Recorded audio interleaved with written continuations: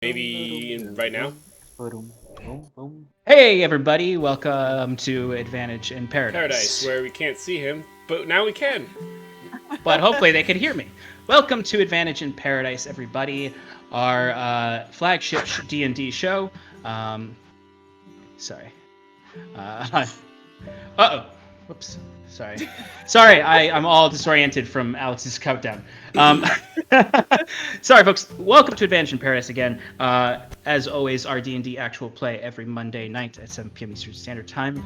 As per usual, our audio is provided by, our licensed music is provided by Soundstripe, and our ambiance is brought to you by Sirenscape. I'm going to turn it over to Shannon now to talk a little bit about the stream partners. All right. Thank you, Sean. Hi, everybody. Happy Monday. So excited to get our session underway here. But before we do that, I'm going to just mention our wonderful stream partners because they are amazing humans and we're so grateful for their support. First, we have Arcane Spectacles, who are the creator of beautiful spell trackers and other tabletop accessories. They have just launched new products in partnership with Eddie York, as well as mix and match colorful dice vaults, which we will be giving away one tonight at our break. So the code will be #Paradise. Don't put it in yet because I'm not tracking it yet, so you have to do it again later. But we will be sponsoring a giveaway for one of their wonderful mix and match dice vaults. You get to pick the colors, dice not included, and this is US only this time around. Sorry, international friends, we still love you. So yeah, if you want a chance to win that, make sure you stick around for our break. And I mean, for the rest of our awesome stream, because, you know. Anyway, next we have Talon and Claw. They are the creator of gorgeous wooden tabletop accessories like DM screens, dice vaults, dice, etc. Oh, stop it. Oh my god. Tim has distracted me. Lost my place. You're crushing it. Thanks, Tim. Use the code Paradise for 10% off if you'd like to purchase any of Talon and Claw's amazing products. Next, we have Underground Oracle Publishing, and they are the creators of incredible D&D 5 supplements. Cal uses the Prongs of the Black in our campaign, which took down a troll in a single round, which was pretty damn cool. And we cannot wait to incorporate more. Sign up for their Patreon and join their Discord if you have not already. Last but not least, we have Eddie York, the original character artist for Paradise. You saw all of our Wayward 5 on our starting student screen. He drew all of them. So check him out on Twitter, Instagram, and Patreon. We love you, Eddie. You are amazing. Just a quick update about our One Shot in Paradise this month. It will be happening on Saturday, November 21st, and we have announced the cast of our next One Shot. Stefan will be returning to the DM seat, woohoo! And playing this time will be myself, Nick from Know Your Role, Melon Lion from Lionhead Gaming, and Samuel from Plot Hooked Podcast. And Sean will once again be producing. There will be another announcement about it later this week, so keep an eye on socials for that. Now I'm done. Let's play some D&D. All right. Thank you very much, Shannon. Yep. All right. Let's jump right into it. I find my notes. Oh, this is the wrong tab. All right. Last we met, the Wayward Five made their way northward, or northeast, towards the capital of the Quintarchy, Caradolin, also the capital of the nation of Oxlin. On this road, they encountered many small folk and the other... sorry, I just got distracted by a Discord notification. Sorry. No problem. On this road towards the capital, Caradolin, they encountered several of the countryside folk. They encountered a crossroads where they met a courier who warned them of the town ahead, Sumerlinden, said that there were strange things that happened there. As they traveled northeast, they encountered some of these strange things a couple hours outside of the town, as they saw strange undead creatures that were shambling around in the woods outside of the road, flanking the road. They took care of these undead creatures, but upon defeating them, noticed that they were more construct than undead flesh, more wood, stone, and bone than rotting flesh, save for the few internal organs that seemed to be used as talismans on these creatures: hearts, livers, lungs.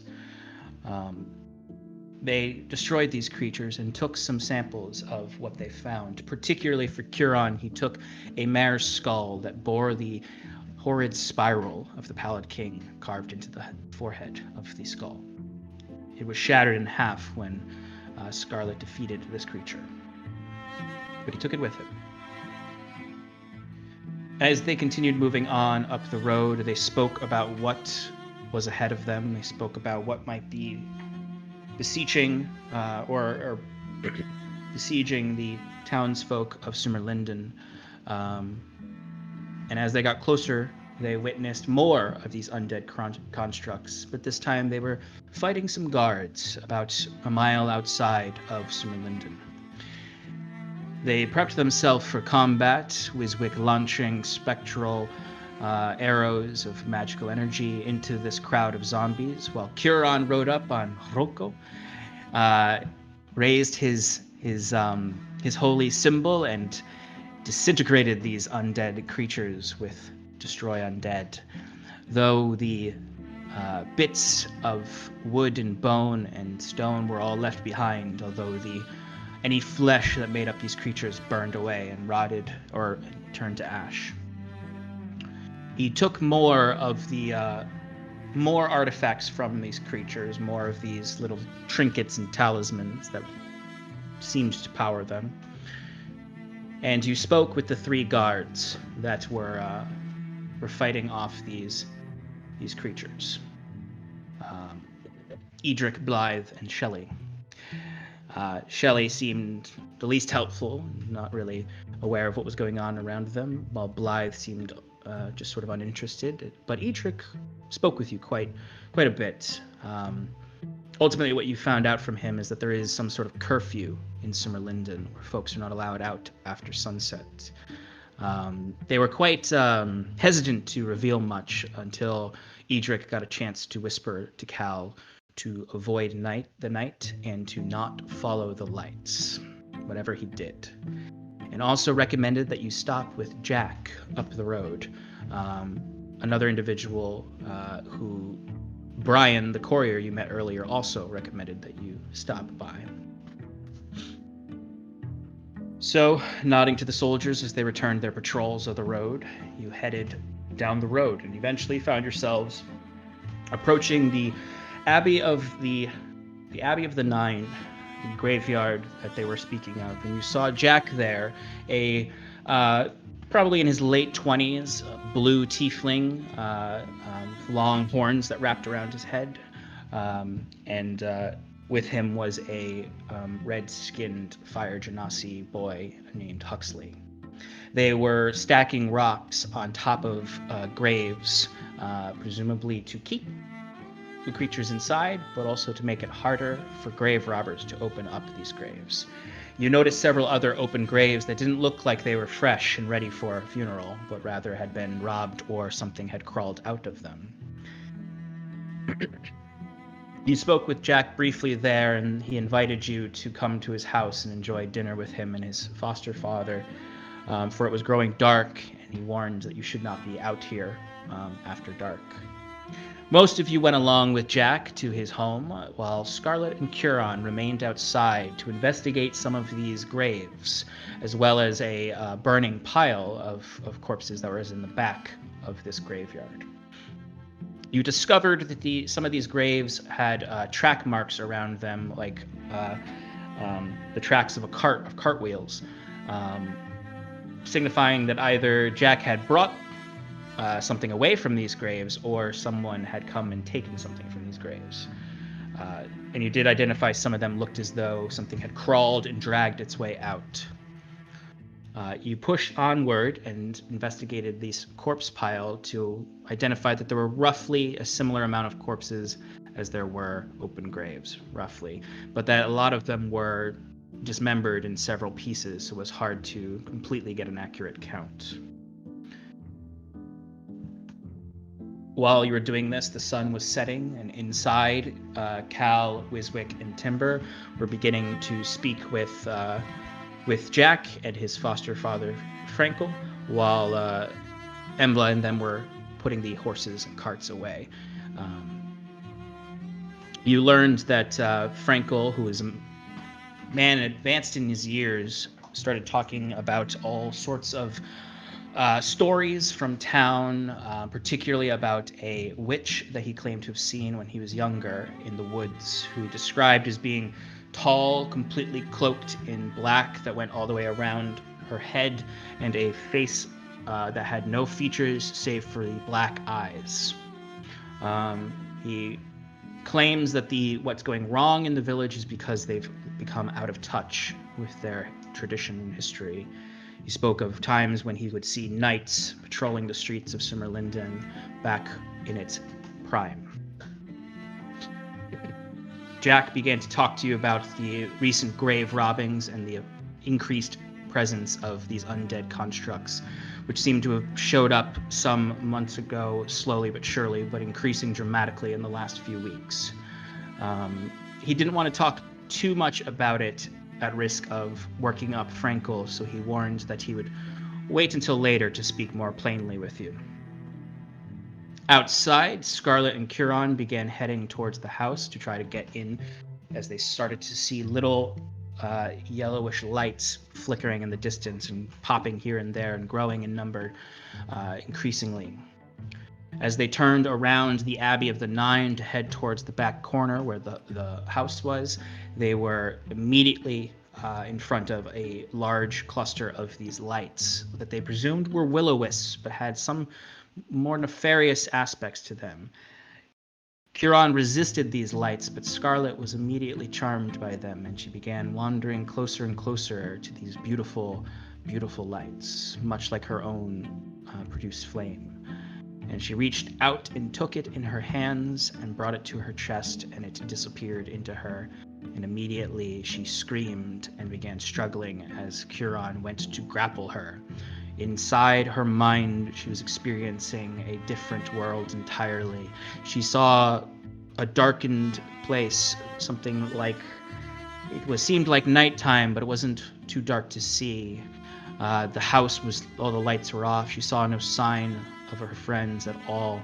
She only heard weeping coming from the abbey.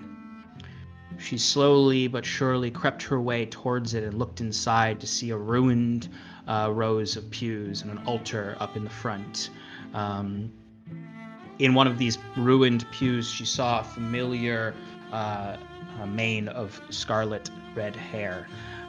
As she approached, some sort of doppelganger of herself weeping into her hands, crying and moaning. As she came close to comfort her, the creature screamed at her and began deliriously talking about how they had all left her and how they were all gone.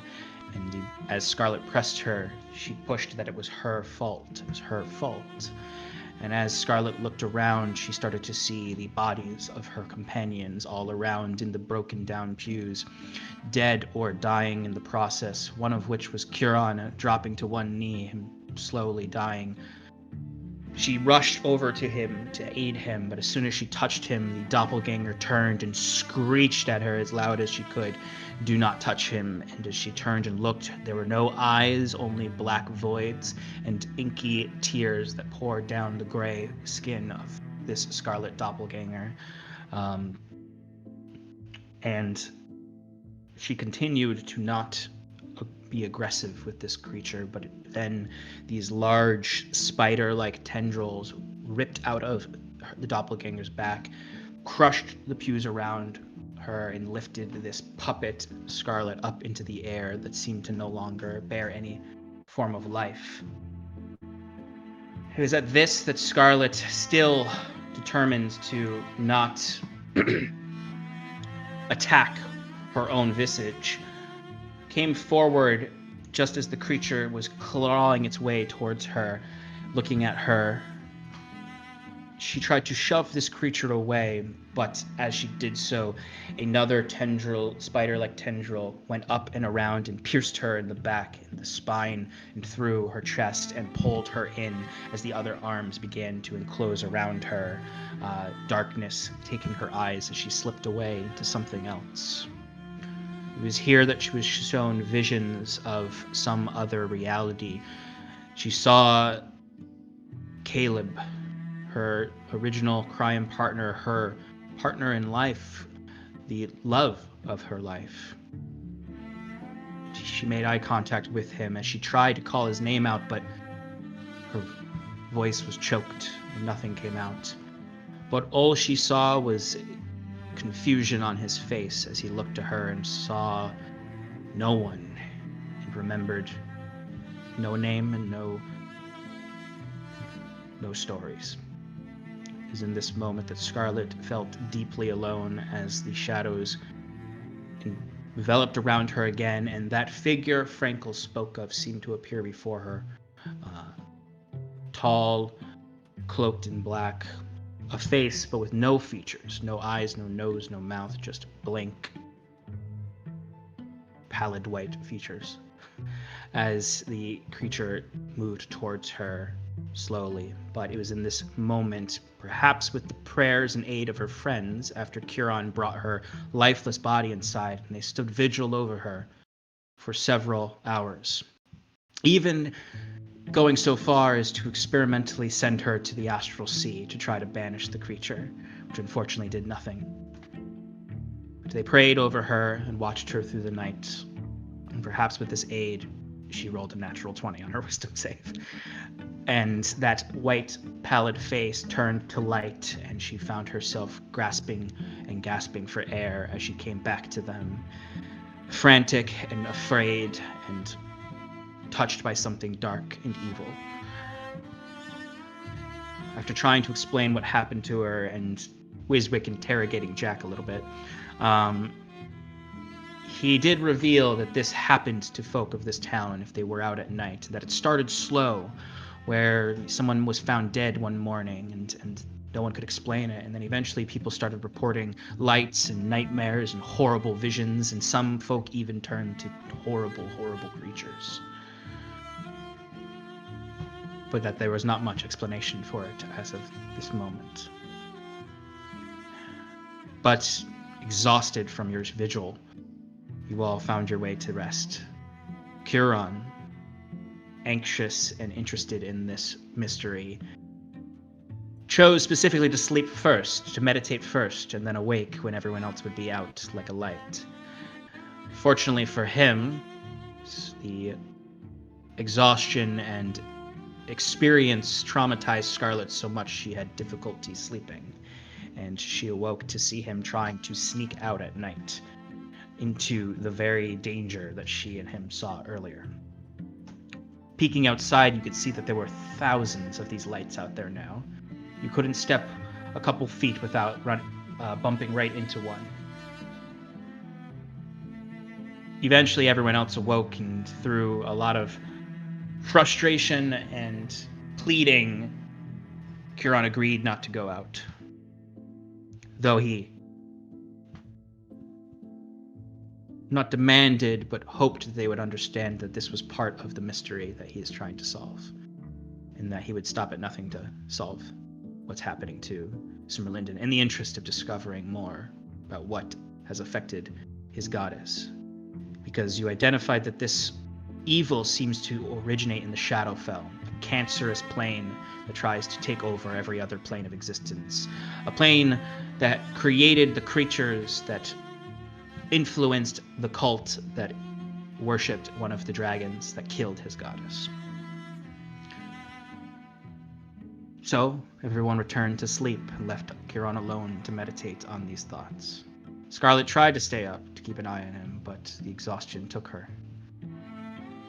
He began analyzing the lights outside and looking for the figure that was described by Scarlet, this tall, cloaked figure. And he did see this figure. And quickly, perhaps brashly, he sent a message using sending to the creature, Who are you? Are these your lights?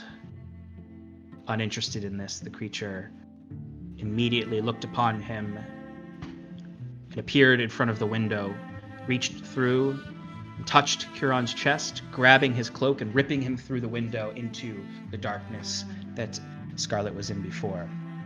Here he saw visions of nightmares or futures, things he feared. He saw the great corpse moon of Ilyavania cracking and breaking and bursting, collapsing down, destroying the Elysian people below as a small light flickered and vanished from the core of the moon. He reached for his holy symbol, his reliquary, and found nothing as he heard the scraping, the clawing, the gnawing of creatures around him in the dark that all began to charge at him and overwhelm him, dogpiling him as he heard a voice telling him that his goddess is dead and has abandoned him. And through this, he saw a light that might have been the hope of Ilyavania, but what stepped forward was a vision of Queen Aela of the Undying Court, who Curon believes is a false prophet of Ilyavania, a false avatar of his goddess. He cursed her name as he sank down into the onslaught of sorrow-sworn undead creatures, eventually sinking into nothing. And eventually, as he gave in, he found himself awaking at sunrise the next morning, staring right out the window, not having moved an inch, as he saw the lights flicker out with the sun rising. Now you all slowly awoke after a rough night and spoke with Jack Moore about what is happening to this village. He spoke about their paranoia, how villagers believe there's some secret cult that is behind the undead and the lights. A cult that some believe is necromantic in nature, or others believe that it might even be something trying to bring back old religious rites and rituals, someone trying to rejuvenate a new form of worship. But all that's left the town is misery and distrust, as their alderman, the Lady Linden, has not been seen in weeks and months from her manor home. Rumors say that she was affected by one of these lights. Other rumors say Prim is keeping her locked away, Prim being the alderman's alchemist. Jack gave you a few names to check in with town who are safe, who are to be trusted. One being Isra, the apprentice alchemist to Prim before they had a falling out. She has her own shop in what I, at that time, called the Market District, but I have a real name for it now, instead of it being a district, because it is a small town. He said to find her shop in the Ale Ward, and that she could be helpful in finding out more information. He also talked about a semi-hermit who hangs out around the shrine that is below the waterfalls that pour over the cliff of the village, or of the town, known as Adria's Tears.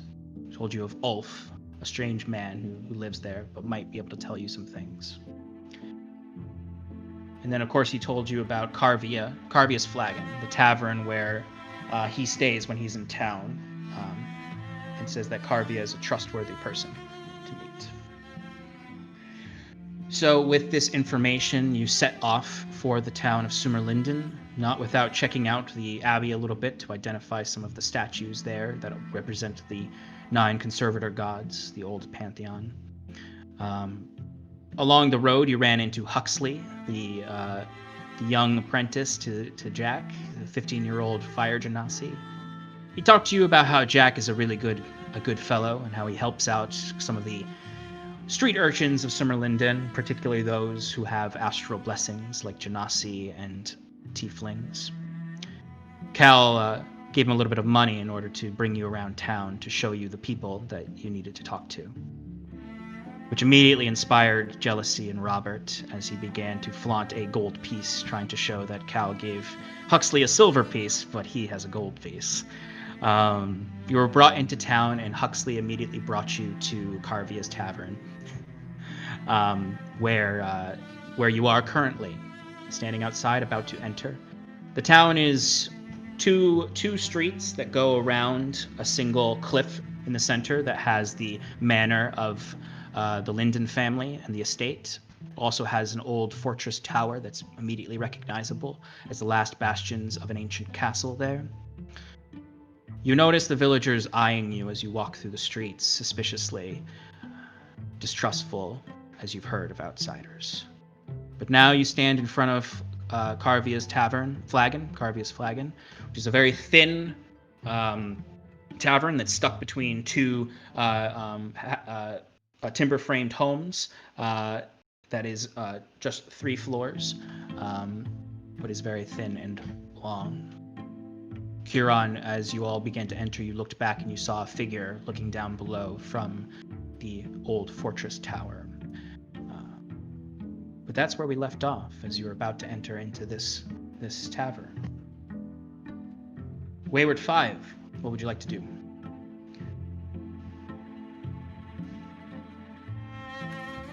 Oh, right, we're here too. Wait, what was that? What was that record? I think that's a new record. Yeah, I know. I talked a lot there. That's 30 minutes. No, it was Right? less than that. Wait, It was definitely 20 minutes. It's at least 20 25. minutes. No, it was bad. I'm sorry. Not gonna lie, I kind of wanted to give people time to get into the room too. But anyway. No, fuck those people. What do they want? All right. Just Well, kidding, we you're love outside. you. Just for your reference, you're outside. You're about to go inside. Kieran, you've noticed the person up in the tower. You've also noticed a small cluster of villagers across the street in front of another building, just staring daggers at you. You know, the streets are not super crowded, but there are folk going about their business. I'd say it's about 11:30 a.m. right now. Somebody in the chat just said they need a recap of the recap, which I think is the best joke I've heard in a long time.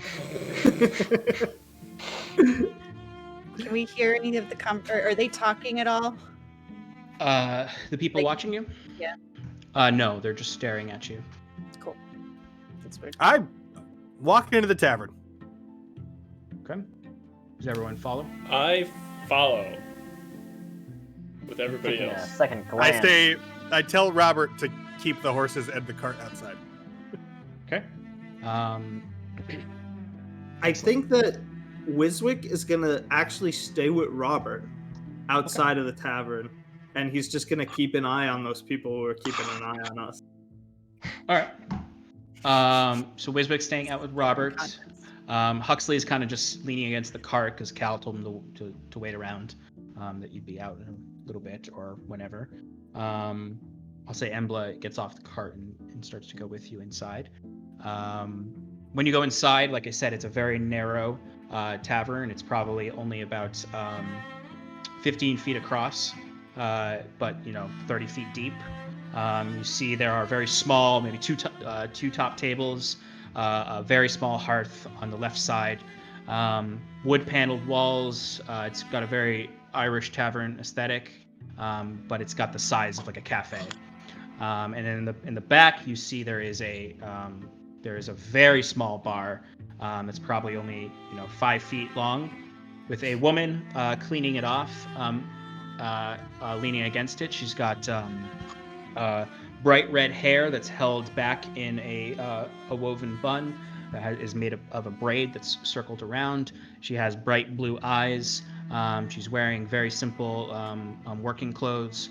And there's one door behind her that probably leads to a very small storage area that probably doesn't even have food. Or if it does, it's like dried food and stuff that they don't need to prepare. There's a very, very low smoldering fire. No customers. If you recall, Huxley said she doesn't really even like having customers. She likes to be left alone, except for her close friends. Jack. Yes, Jack. Huxley also believes Jack is sweet on her. All right. So what would you like to do? We enter. Yeah. We enter. Yeah, you're in there. Hello. This is what happens when my recaps are way, way, way too long. No, like, yeah, 100%. Sorry, I was a bit thrown off. Just Hey, talk for the man, next we love you. It's 3 okay. hours. Hello, Jesus Christ. I announce Alright. to the room. All right. So she's glaring, kind of glares at you as you enter. At first, she only saw you, Cal, because you kind of, didn't tarry to look outside, so you just walked right in. So she just sort of grimaces as you enter and continues kind of cleaning up as you walk forward. Everyone else kind of comes in from behind you as you say hello, and she looks up, and you just see an absolute crestfallen face. She's like, that's too many people. She's just like, No.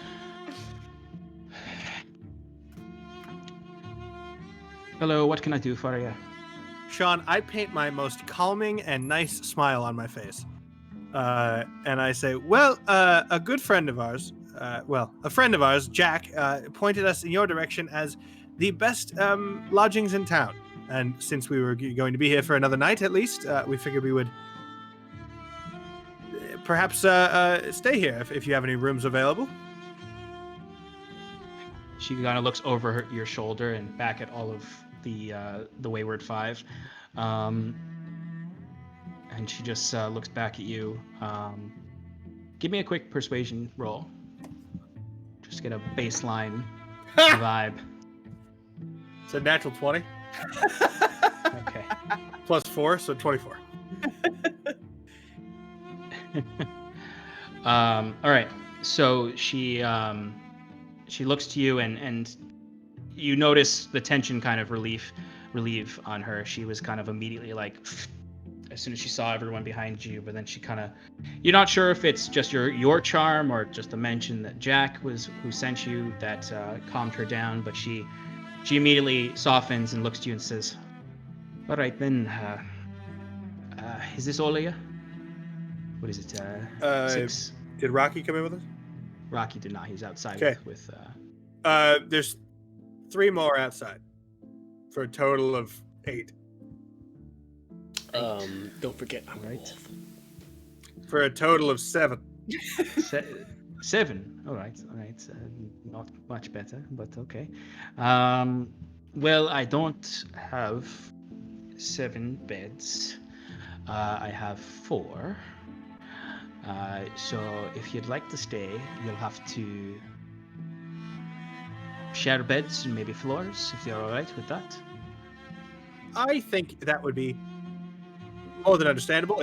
Believe us, it's much better than most of our sleeping arrangements have been in the last, I don't know, at least a month at this point.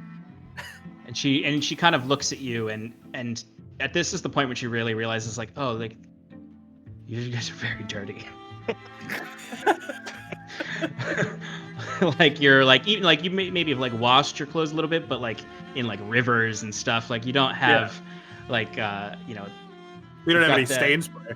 Yeah. You got some of the blood out, but Certainly not all of it. not I all think of it's it. at one point I was pierced through the stomach. Like that's gotta be everywhere. Still. Cal, you definitely have. Everyone just has holes in their clothes too from their wounds. She looks at you and goes, I can certainly tell that you've been roughing it. We don't have many amenities, if that's something you're interested in. Food is really just dried meat and some other goods, but we don't have any baths here. But you're welcome to stay. I think that simply a bed in 4 walls, or even a room in 4 walls, would be more than enough. Does she not have 4 walls? Did I assume wrong? There are 4 walls. It's just they're not really rooms, but it's all good. It's all good. So if you want both the rooms, that'll be 3 silver each for the night. And that's it.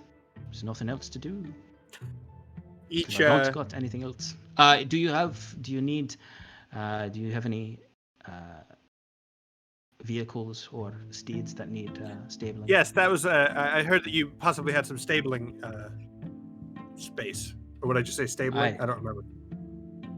Hi, yes, we've got a stable up the road a bit, in the main circle before the bridge. There's a stable over there that I partner with. It's not my stable, but it's nice. As you can see, I don't really have room for beasts. Will the dog be staying with you, or will he be staying with the animals? He'll stay with us if that's okay. I don't see why not. It's your He's a good rooms for the boy. night. Well, He's as long as exceedingly he's well not, trained. as long as he's not barking in the night, I don't care. A sigh of I've never heard of Buck. a sigh of relief goes over Timbers.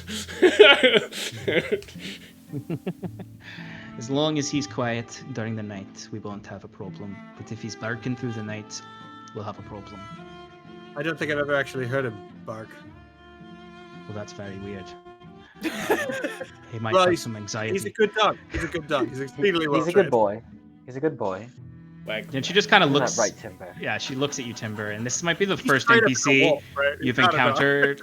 Yeah, Straight he's up a he's straight up wolf.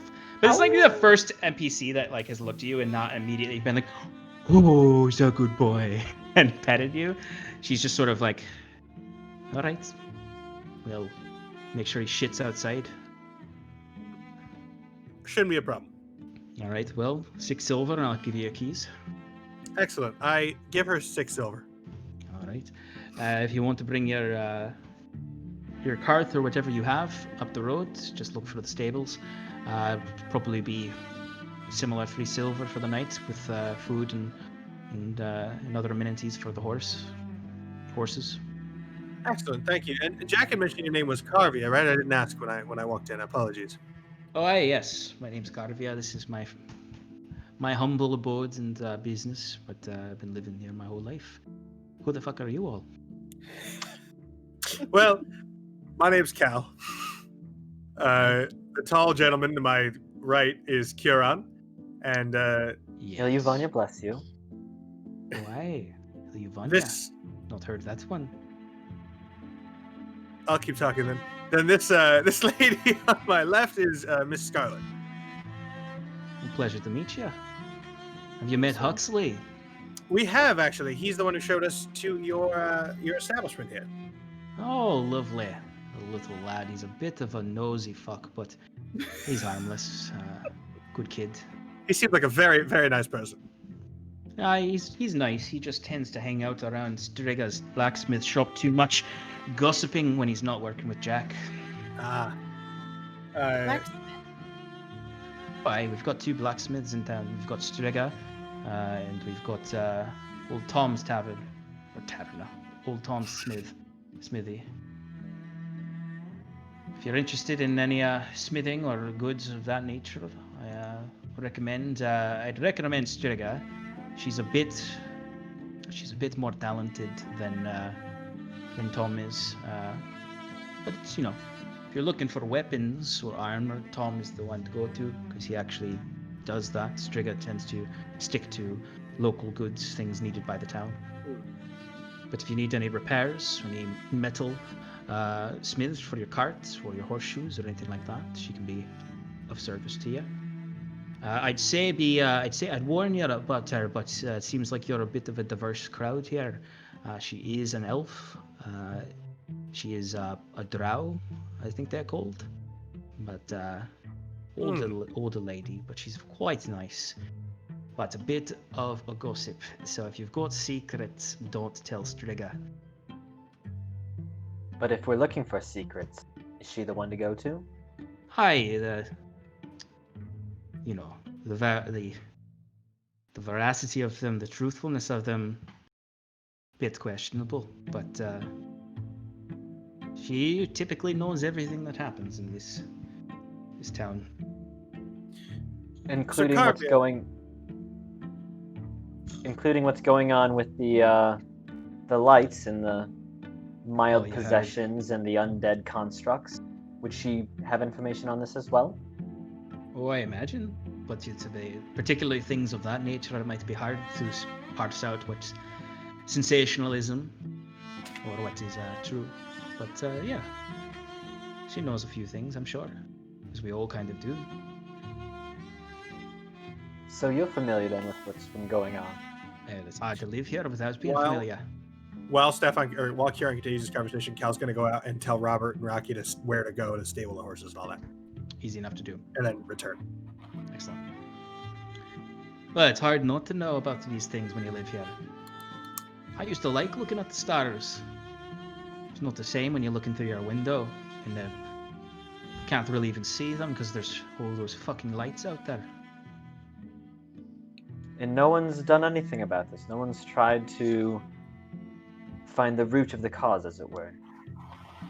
Aye, well, last we were told, at least, that Prim was working on it. But who the fuck knows what Prim's doing up there? Yeah, well. Up where? Oh, well, her home is up in the Linden estate. It's probably about 10 years ago. No, 15 years ago maybe. I don't know, I was just a girl. But I remember my father saying it was strange that she was, the lady, Lady Linden was building a home on the estate for the alchemist. It was only a couple of years after I heard. Apparently her husband died. But she's up there. Always up there. We don't Do do you it know here. Go ahead. the tower out there? Does anyone live in that?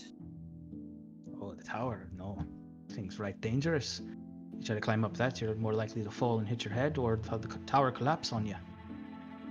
Thing's hundreds of years old. Interesting.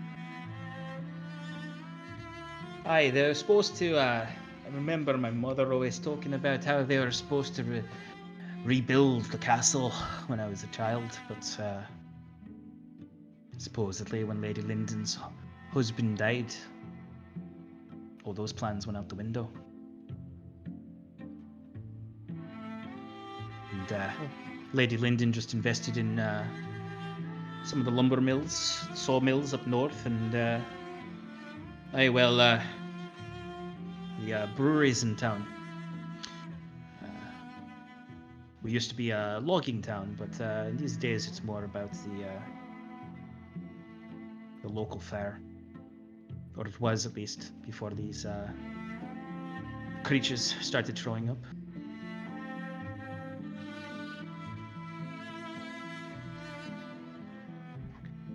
Interesting. think- Very interesting. I think Wiswick outside was immediately suspicious of the large that was talked about the night before and wanted Mansion? to go there first. Yeah. Like where Lady Linden is. So I imagine while he's waiting outside, he's kind of just looking for that. I don't know if it's within eyeshot. Oh, it definitely is. It's right next to the large tower in the central hill. So there's a massive cliffside that comes up in the middle of this town, and there's a small stream that rushes down and goes around it, that feeds into the waterfalls and the pools below. And on that kind of cliff island is which itself is very high up above the town, probably like 100 feet, just the cliff. And then the tower itself is probably about 70 feet or so high. So it's very easy to see. And right next to it is a very massive manor that has, kind of some hedge walls around it and is significantly larger than the half timber houses all around. So yeah, what he would like to do is like maybe summon Jet inside of the cart so people don't see him doing magic, and like basically like post up and look towards like inconspicuous, like trying to act normal, just like keeping an eye out for anybody who might be coming, and have Jet fly off in the direction. What's the range on your communication with Jet? I don't remember. I want to say 100 feet. That Find sounds familiar? about right. Yeah. So if you send Jet out there, it's probably, I'd say the actual that's area correct. is further than 100 feet. so he wouldn't be able to communicate with you unless you got closer. So yeah, the command is go there. Mhm. If you see anything scary or suspicious, like undead or otherwise, come fly back and just let me know when you're Okay. within the 100-foot radius. Give me a perception check for Jet when he's out there. Okay. And yeah, I would imagine that like once even if there isn't anything out there, his command is to stay there. So he'll probably just like perch up on the mansion somewhere, and if I get closer in the future, I might use Okay. it. No problem. Sweet. Rolled a 19 with advantage, so it's hearing. Plus 2, I want to say his perception is. Yeah. All right. So that's 22. 21. Okay. So you send Jet off, and you feel that mental connection with him disappear as he moves past 100 feet, and you can see him fluttering around because it's still the middle of the day. It's bright out. You can see him kind of dark contrasting against everything else. You see him fluttering around. He goes and flies over kind of does a circle around the hill, and you can keep an eye on him as he's doing this, and then you see him kind of perch himself on the ruined tower. He does not return. Okay, that's perfect. And I'd say it's at this point that Cal would have come out and told Rocky and Robert to take the horse away. Yeah, I would probably let them take the horse away, and I'd stay out front of the inn. Okay. Just Give wait. me a perception check while you're waiting up there. 9. 9. Okay. Back inside, you all. She gives you your keys. Looks to each of you. Looks to Cal as he comes back in, and looks back to Kieran. Is there anything else I can help you with? Are we all set? Jack had mentioned that the lady hadn't left her manor in several months. Does she take petitioners or anything like that, or is it totally sealed off? Well, no one seems to be allowed inside. There's sometimes Prim will take petitioners and bring the messages in for her. The lady seems to refuse to leave, and she refuses to have anyone inside. Not even staff or anything? No staff. She fired them all, sent them home. She has one guard who mans the front door, and he stays in the vestibule, the little vestibule office during the nights.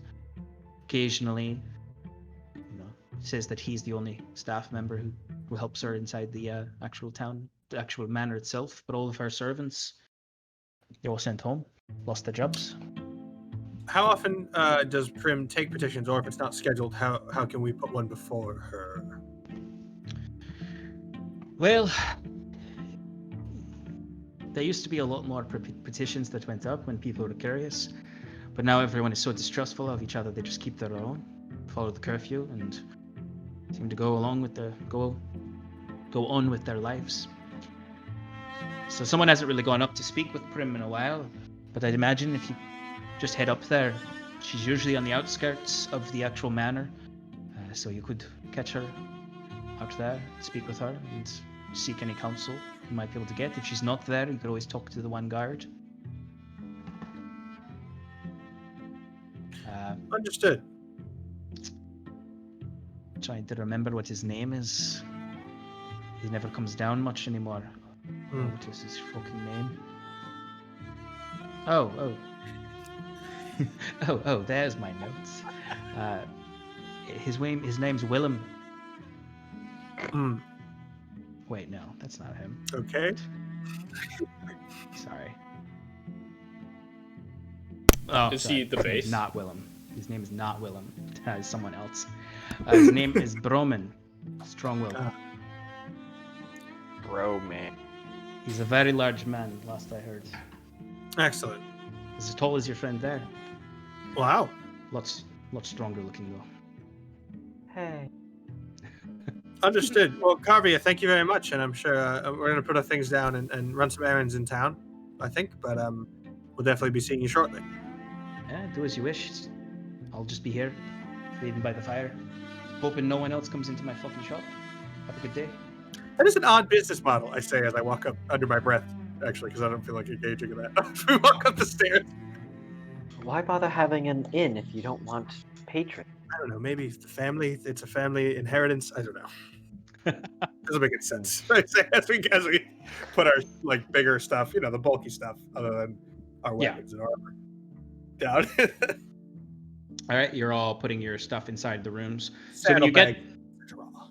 So when you get into the rooms, they are like they're like freshman dorms at a college. That's the size of them, with 2 beds on either side. One window in each. It's a very cramped space. You will,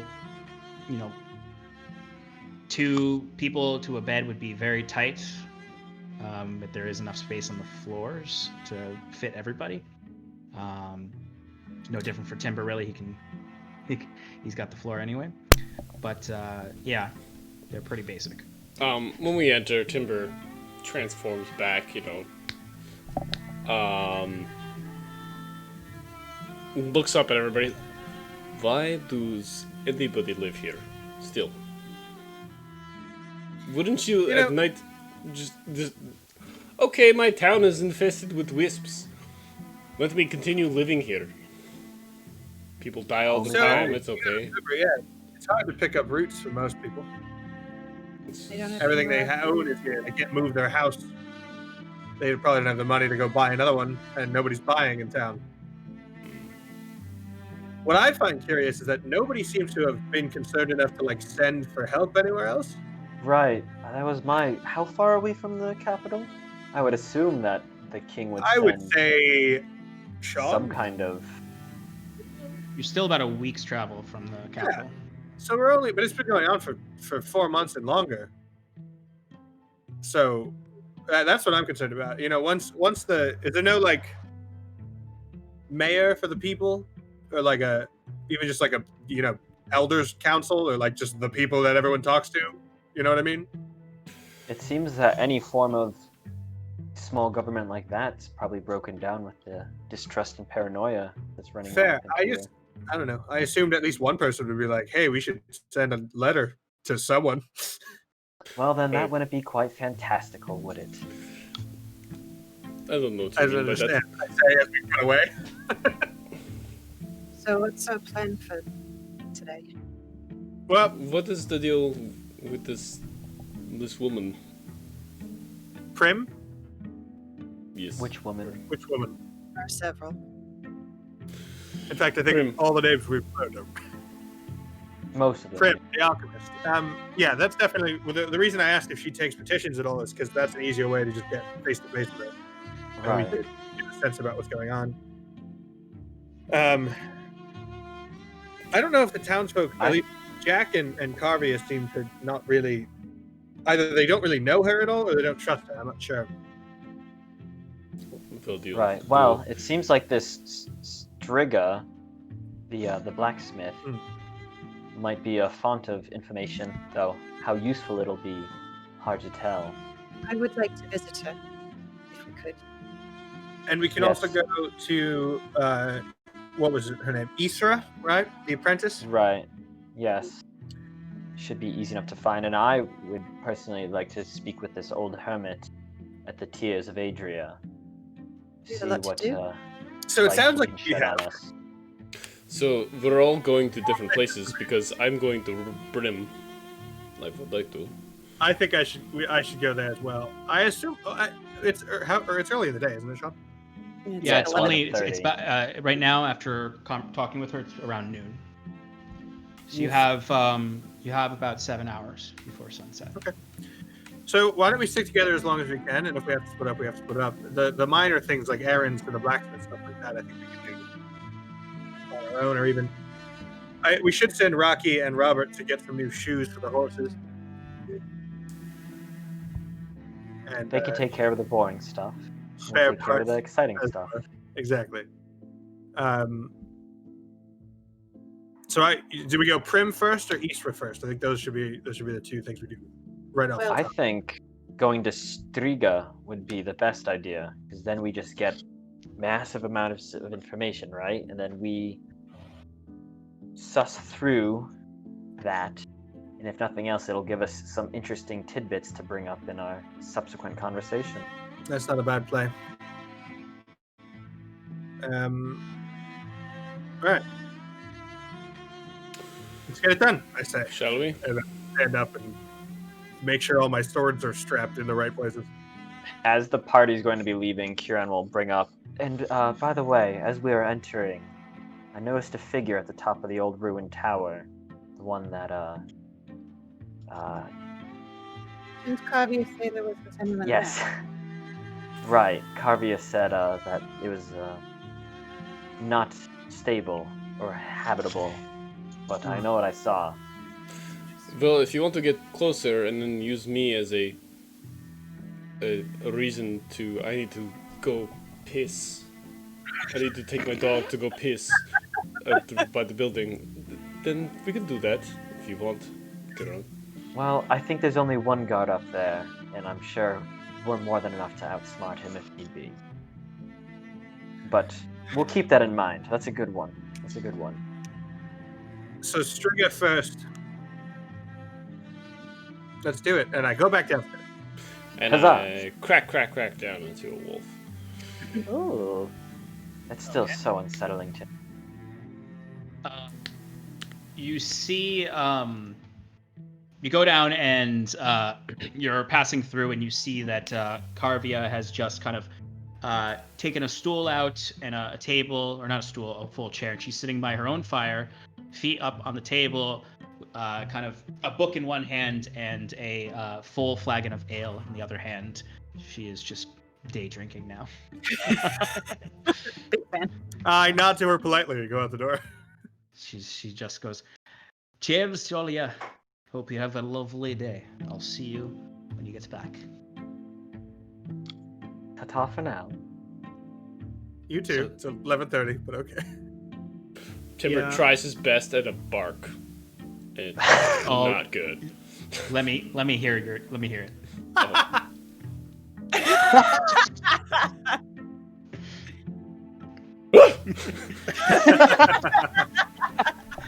Give me a quick performance check. Oh my god. It was a natural 19, so that's a 21. Carvia definitely looks at you, and then you see her look at the beer in her hands. Look at you. She puts the beer down on the table and kind of turns to her book. I need to stop drinking during the day.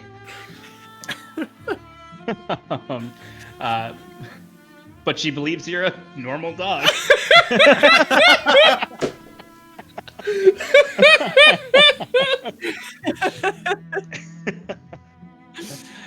Okay. Wasn't even my goal.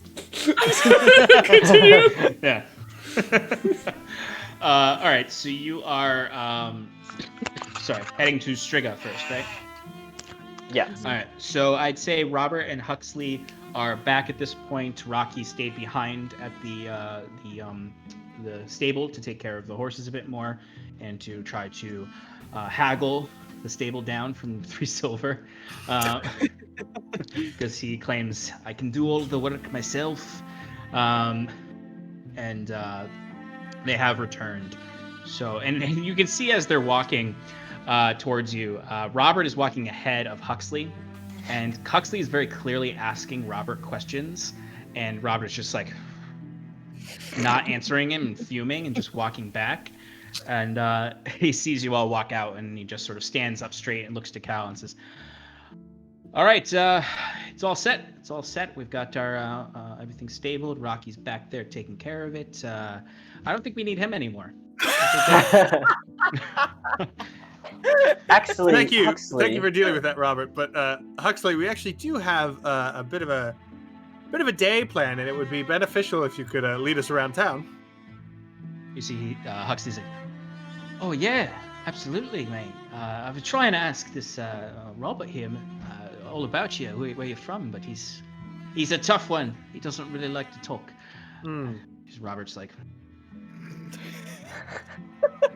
And you see Embla kind of walks around each of you and looks to Robert and kind of puts a hand on his shoulder and says, "All right, Robert, let's me and you spend the day together. I'll get you a drink." And leads him inside. So Huxley looks to you, Cal, and looks to everyone else and says, "All right, well, who do you want me to lead you to? Where are you trying to go?" First, we're headed, I think, to the blacksmith. We have a few things we need to pick up. We were recommended Striga in town. Sorry to interrupt, but Yeah. Also, Wiswick, we're going to see Striga. Oh, yes. Sorry about that. no, that's okay. I forgot you weren't with us.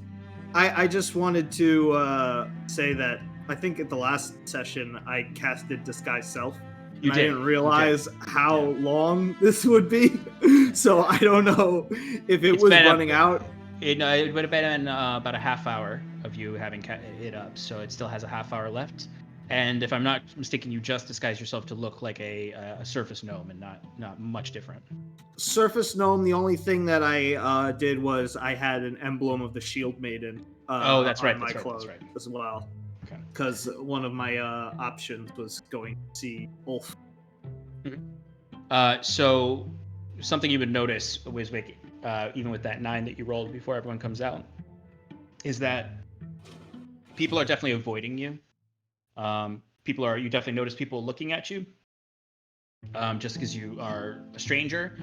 You see maybe one or two people look at you, and they do notice the holy symbol of the Shield Maiden, and you do see some of those people give you a nod, kind of respectful nod, thinking that you're some sort of cleric.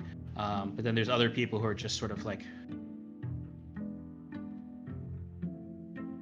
they're eyeing you down, they're narrowing their eyes just because you're a stranger. To all of the people that like give me a bow, I like respectfully like give them a bow back, or like just show something that is like a little bit clerical. For those people who are giving me dirty looks, I just like I'll only do it for like maybe once in this whole time. But if there was like one guy who was like particularly giving me the stink eye, I'll just like start looking away like this, and then like turn back to him and like just give a funny face. Like, yeah, there's definitely at least one guy who does that. Like most of these folk are busy with their day and they're just going about, and they'll just stop and look at you. The people who give you a respectful bow, they do seem to really have a reverence towards the position they think you have. Is there any chance I could stop to one of them that like gave me a bow and like? I'd say you'd have time to talk with one of them before your companions come out. Yeah, I would say that it would probably just be like an investigation roll. Like I would just ask a quick question to anybody who would come by. Give me an investigation roll and let me know what the questions you would ask them are. Questions would be just. I heard that there was an alchemist in town that had a bounty out for a wyvern. Could you point me in that direction? Okay. Go ahead and give me an investigation roll. Okay, I rolled a 6 + 8, which is a number. 12 12? 8 is 14. Oh god, 14? yeah, I'm terrible. So, do you have other questions, or just that one? Or would there be follow-up? I don't know. I don't think it'd be that hard for you to get an answer from that. So, like, even with a 14, you could definitely get the answer for how to go talk to the alchemist. Yeah, if I had time for more questions, it would just be general stuff like that. Like, where's the alchemist? Do you know an Ulf? Who are those people over there that are looking sketchy at me?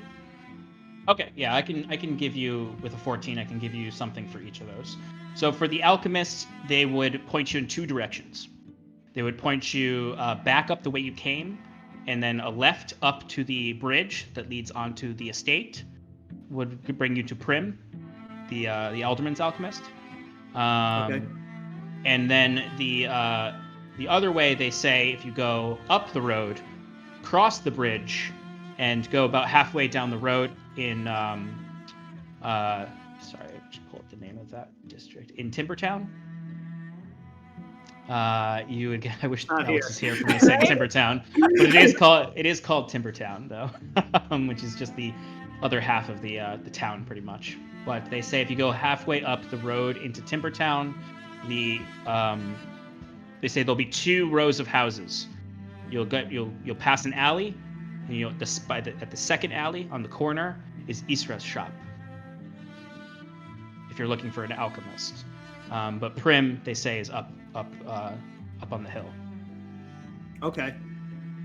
For Ulf, they say that you need to go back down the road and go to the opposite end of the Ale Ward, and head down out of the town, down the gravel road that leads to the lower ponds, the Linden pools, or the pools of Linden, which is where the shrine is and where Ulf is. They So tell Ulf you is to a be, little bit like not maybe past where Prim is. So sort of? essentially, you'd reach a fork in the road where left goes to Prim, right goes to Ulf. Okay. And then the last question, what was the last one? Who are those weirdos that are giving me dirty looks? They would give you similar answers to Jack, where they'd say, people here, they're just a little bit paranoid. They're not quite comfortable with outsiders, so they don't mean no offense. They're just a bit, they're scared folks, But, you're a holy man of Adria. I'm sure they'll warm up to you, seeing your devoutness. And you wouldn't get much deeper answer than that with a 14. But once you're... Well, I guess religion isn't for everyone. Well, we certainly appreciate your service to the goddess. Thank you and bless you. Have a good evening. And they'd wander off, and that's when you'd hear Cal come out, and everyone following, and Robert and them in that exchange. All right, so everyone is back together. How'd it go? Went well. We received some information that may lead us to some more information. Okay. Specifically, there's a blacksmith named Strega, who apparently is a bit of a rumor mill. That's not. It's not wrong, but there's a different word I was looking for. Right. Just a bit of a gossip. A bit of a gossip, sure. Who might, well, we don't know if she'll give us the right information, but she'll give us a lot of it. So we'll see what we're gonna get. And then we found that we can just kind of go talk to the alchemist if we need to, and we do want to visit that Isra, the apprentice. Yeah, I got some directions from the town folk. They seem to really like the Shield Maiden. I think that's really my way in. I Wait, don't have what? much. Yeah, you didn't realize? And I show off the Shield maiden clothes that I'm wearing. Yeah, I'm incognito. They really like this stuff. But yeah, the priest, his name is Ulf. I really want to talk to him with this disguise. That was kind of like my whole plan. Can I go there first? Maybe meet up with you guys later? Or maybe you want to come with me? I had been hoping to speak with Ulf, though. I think, well... I could probably maybe talk to Strega if you want to talk to Ulf. You'll know more about what he's going to talk about anyway. Right. I'd hoped to talk to Striga, mostly because, well, and he looks over at Wiswick, she's a drow. So I'm not sure where exactly she's from. I would assume That's just a she's rumor. It's a rumor. We think she might be just a Gwyn elf. We're not sure. I say No. quickly, and then I kick Kier out of the shin on the Ow. side. Why would And I you go- do that? I throw an arm around him. Oh my god, I'm so sorry. I say, walking him away quickly. Kieran shrugs him off, and he's like, No, we can't lie to our companion. Wiswick, I wasn't lying. I you just must wasn't going to tell him. understand, all drow are not inherently evil. That is called... What's that called? I've heard of racism before. Okay, I wasn't sure. Look, I have a very good. I mean, maybe you might think of it as racism, but I grew up in a place where those people were killing my people every day. That's all we ever talked about, that they were coming after us.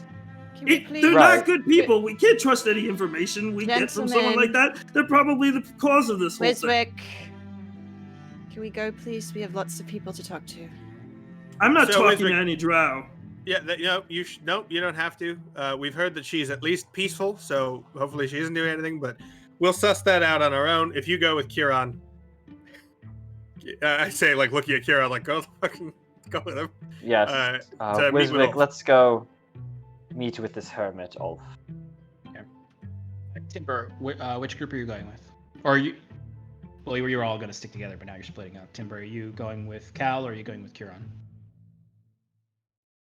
Cal. I realized I asked you as you had a big ball of rice in your mouth. It's Cal? actually cheesecake and pie. God. Okay. If By you the way, was come it back someone's with one birthday? less Why do we have finger, time? don't cry to me. Oh, sorry. That's what? not. Yes. Huxley, which is easier to find, the blacksmith shop or the waterfall?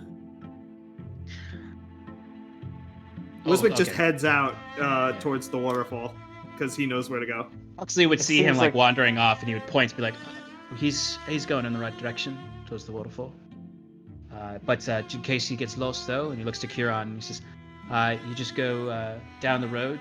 You'll find a fork. If you just follow the circular nature, you'll see a fork. One goes up towards the hill, and one goes down below the cliff. Down below the cliff will lead you to the pools of Linden. And it gets a bit forested there, but sooner or later, Ulf will make himself known, and I just hope he's not naked this time. But Wow. he's a good fellow, just a little disturbed." All right. Well, thank you very much, Huxley. The rest of you, best of luck. Let me know if you find anything important. Q, know let's how plan to to let meet you up know. back at the tavern in like an hour. How long does it take to get to the falls? It'll take you like 15 minutes. Sounds good. And Kieran sets the clock in his head and Wiswick, wait up! We had to talk about how not all people are the same. As during their 50-minute walk, Kieran gives Wiswick a talk. So we're gonna go to the blacksmith first. So Huxley leads you along, and you start to head. You actually head across the street into a back road. So the town, the way the like two sides of the street work, there's the front street front property, and then there's a not as populated road behind. So it's essentially just two streets on each side. And he leads you to the other side, and you go back into the second street. So you're in a very tight, cramped space now, where the houses are like on top of each other. There's not the like wagon-sized road in the middle. This is just, people populating this road, so it's a little bit tighter. You see there's a lot of shops with their doors open and people outside moving around. This is a little bit more crowded, so you don't really get as many eyes. People are more interested in their day-to-day activity. Every now and then, Scarlet, someone will do a double take to you. Kieran, you definitely get some looks because you're quite tall as well. But a lot of these folks are used to Striga, and Drow are similar a lot to Elysians, so they just kind of like, they do definitely assume you know Striga. They're not. These are simple folk. But anyway, you move your way through, and eventually you start to hear the clamor of the hammer, and you approach an area where you see a lot of kind of smoke coming from the furnace or the forge.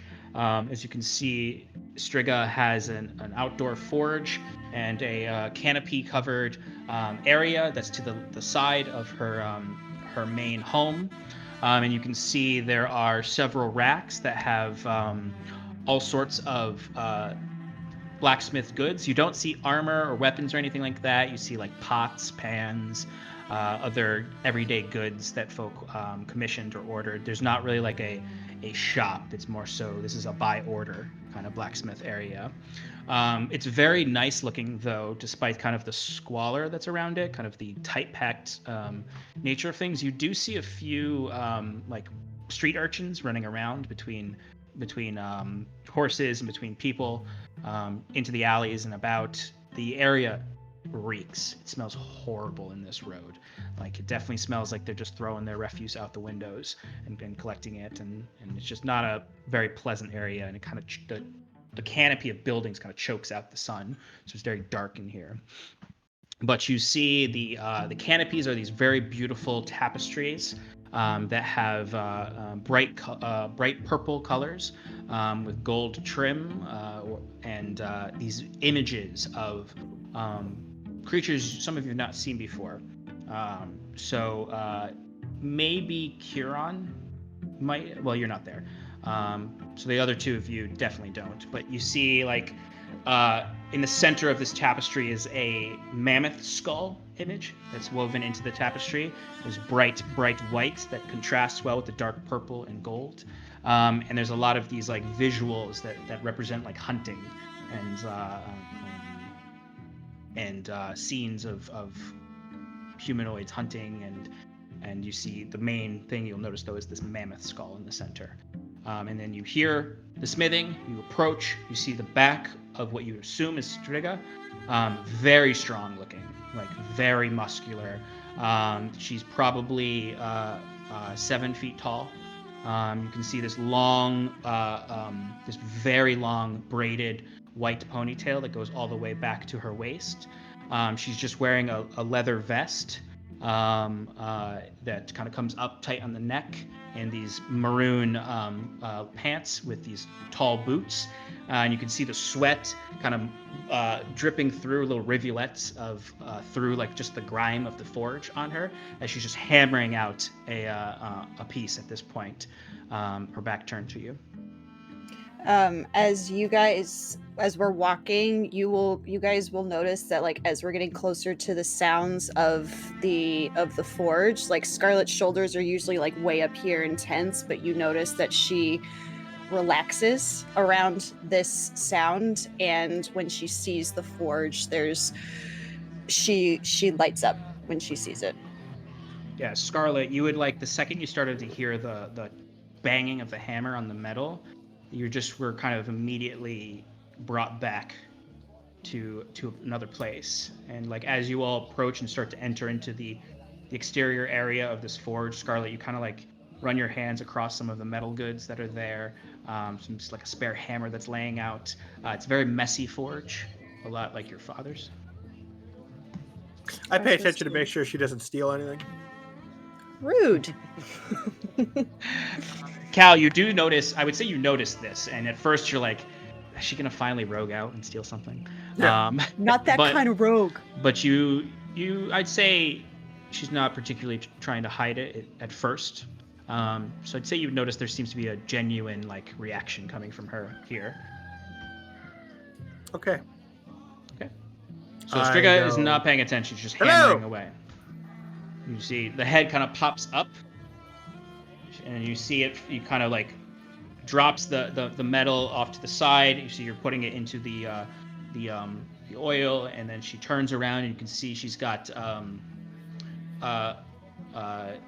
these very vibrant purple eyes that are different from the dusky purple that is her skin. It's more like a pinkish magenta that they don't glow, but you can actually see like in the pupils, which are very large for a humanoid. You haven't really seen humanoids with this large pupils that take up most of the eye. There is a reflection of light coming from it, like animals at night coming from the fires of the forge and the lights of some torches around. That almost looks like her eyes are glowing, but they're not quite. She has all along her arms are these tattoos that are runic in nature, and all a white ink over her dusky violet skin. Then some of them you see have similar depictions to the tapestry, large animal skulls, beasts of prey skulls, all sorts of things. And she has a necklace on that at the center you can see has a very, very large fang that is attached to it. That's probably like a 10-inch long fang, 10-inch long tooth that has runes carved all throughout it. And it has this iron band around the center of it that's kind of clasped to it, and it's on a silver chain that's around her neck. She turns around and just says, "Oh, welcome to my shop. I don't get walk-in customers often. I usually have regulars who look for specific goods. Welcome to Striga's Wolfheart, metal and steel. What can I do for you? Hi, thank you. Yes, we actually are traveling through Sumerlinden on the way to Caerdolan, and we, frankly, I think our horses, we've been riding them for quite some time now, and I think they're up for a reshoeing. And I heard that you were the person in town to talk to about that. Certainly. We can do a reshoeing for your horses, no problem at all. How long will you be in town? Well, we're not totally sure, though we would like to get this done as quickly as possible. It's possible that we'll be leaving on the morrow. If Yes. possible. By tomorrow, a rush order, I could definitely complete these by tomorrow morning, and it will only take 30 or 40 minutes to fit them to your horses. Not a problem at all. Excellent. Well, thank you for that. I give her instructions as to where our horses are, because it doesn't look like this is a street you can bring horses down. No, So I it's assume not. she's got to go to where the horses are. Absolutely. Yeah, she agrees. She says usually that's what she does. Excellent. Thank you. We're staying at Carvia's. Carvia's, oh, that bitch. pointed us She is quite the venomous one. I don't know Really? how long you spent with her, but she, the sharpest tongue I've ever seen. And I did know I've lived here a long time. A few slips. Do you know a lot of people around here? She kind of grins at your immediate affirmation of her rumor gossiping. She's like, "Oh, I know everything around this town. You're travelers through. We don't get a lot of travelers, but when we do, I like to share stories." I'm a bit of a collector of stories, so please let us know. Tell me anything. What's the interesting going on around here? We have heard about the troubles at night, but Oh well, of course, there's always the troubles at night. I've heard some things about those. Heard some things about the patrols at night. I've heard some things about some individuals, suspect individuals. really, Well, of course. Well, you've heard that there might be some kind of. Well, how long have you been here? Actually, I don't even know how long you've been in town. we really only got to town. We almost made it to town last night, and we stayed with Jack up at the. Oh, Jack. At the You see Abbey. the entire time she's gossiping, anytime she seems to get into it, you see she's just sort of like caressing the tooth on her neck, kind of almost like as if someone was caressing a goatee, but instead it's the tooth emblem on her neck. And she just says, "Oh, well, you're new in town, so I'll tell you something about Jack that I heard. I heard he's a bastard of Lady Linden." Really? Oh yeah. Hmm. I was drinking at Carvia's one night, and she was blackout drunk. I've never seen her drunker. And she was talking about Jack a little bit, and then someone else, another friend of ours, piped in and said that they had heard a rumor that that woman who gave Jack up to old Herschel, Lady Linden herself, said her husband didn't like having a demon spawn for a son. Oh my. Well, that is dark. Poor Jack, I suppose. If you're asking me, I think that he made out all right, considering the conditions of Lady Linden now. I'd heard she hasn't left in a while. What do you know? What's really going on up there? Oh, I don't know for sure what is going on up there, but I've heard rumors. Some folks say that Prim has killed her, and that she's running the town, and that's why all this shit's happening. Because Prim needs subjects for her experiments, and she, at night, is responsible for all of this, to capture and use folk for her experiments. Whatever's going on up there, no one fucking goes up there. Has anyone tried recently? As far as I know, people gave up going up there in the last few weeks. It's just Prim and Bromman up there. Hmm. I've also Yeah, heard but- rumors that they're an item, that they killed the Lady Linden together. And I heard that Prim sometimes will wear Lady Linden's clothes and walk around in the windows so people don't get suspicious. Wow. Did Prim ever do anything like this or hint at something like this before? We were always suspicious of Prim. I've been here a long time. And then I may not look it, but we age differently from you humans. This is my 7th decade in this planet, and I've spent 20 of those years here in Sumerlinden. I see that look, Kieran, Mr. 200 plus. And I remember when Prim came here. Mm. I don't know anything for sure, but pretty suspicious that she began working for the alderman. 6 months later, he's dead. 4 years later, she's getting a house built for her on the hill by Lady Linden and her estate. You can't tell me that's not suspicious. I certainly wouldn't. I am curious, though. How did an alchemist gain such stature around town? Sounds like she's been running things for even longer than the lady's been sequestered. You see at this point, she's like completely given up on working, and she's just pulled up a stool and sits down, and she's immediately pours a few drinks, not alcohol. She's just pouring water out and hands a cup to you, Cal. Looks to everyone. Looks to Scarlet and says, "Miss, you're a quiet one." Oh, sorry. I was just admiring your forge. Oh, thank you. Be careful what you touch. Of course. I know my way around the forge. All right. And she turns her attention back to Cal Cal. would like to share a look with Timber before her attention turns back, like in like a. What the fuck's she talking about? You're muted, Alex. Timber meets the eyes with Cal. I'm just like, Does the dog eyebrow thing? yeah, Yeah, right. Cocks his head. cocks his head. What was the last question you asked her again, Cal? Prim, how come Oh, an how- alchemist gets all this authority? Well, like I said, when she got here, the alderman died. And folk believe that she's manipulating Lady Linden, because we all knew Lady Linden was, at least the rumors say she's a bit sick all the time. She's always bedridden, always some ailment falling over her.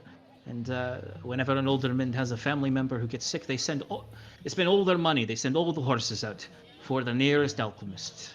Oh, and then that alchemist makes all the money off of these stupid humans, and then finds their position of power amongst the local elite, as you might call it.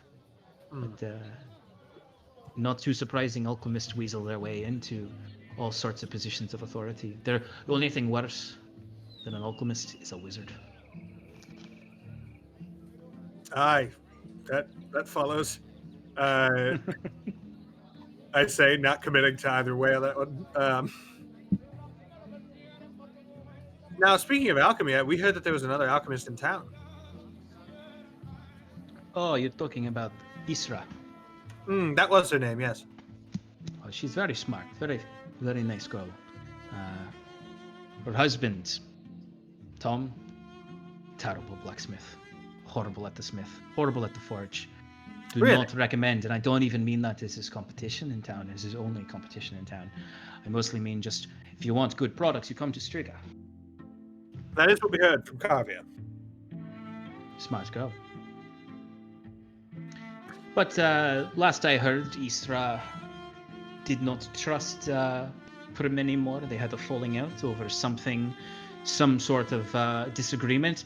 It is, without a doubt, the story I want to hear the most, but I can't get any answers on it. I've asked everyone. I've asked Isra's friends. No one knows what they felt their disagreement was about. How long ago did that happen? It must have been 2 weeks ago. Oh, recent. Okay. Hasn't It has not passed through the grapevine, I think is the expression. Yes. So they're yes. So Timber would during this time. Timber would like to be. Well, first thing I want to inspect the runes on her body, and do they bear any resemblance, or not resemblance, but do they look familiar to Timber? Oh yes. Give me a give me either a history check, investigation check, or nature check, or not nature. Sorry, Arcana check. I also want to be looking at the different tools that she has around, seeing if we had the same ones or if there's any that are different. Can I give a nature with wisdom? I will allow it because of what I know your background is here. Okay, cool. Scarlet, give me an investigation check.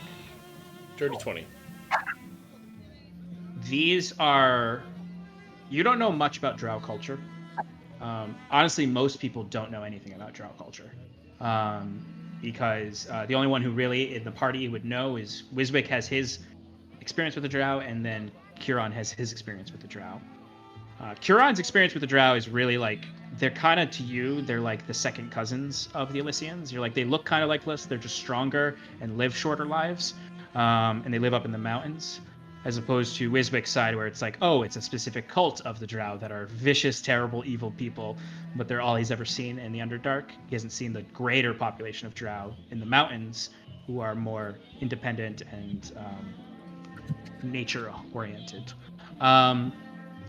For you, Timber, looking at these runes, and I'd say you even get a gander in some of her equipment around the space, like her hammer, and even the forge itself has runes on them as well.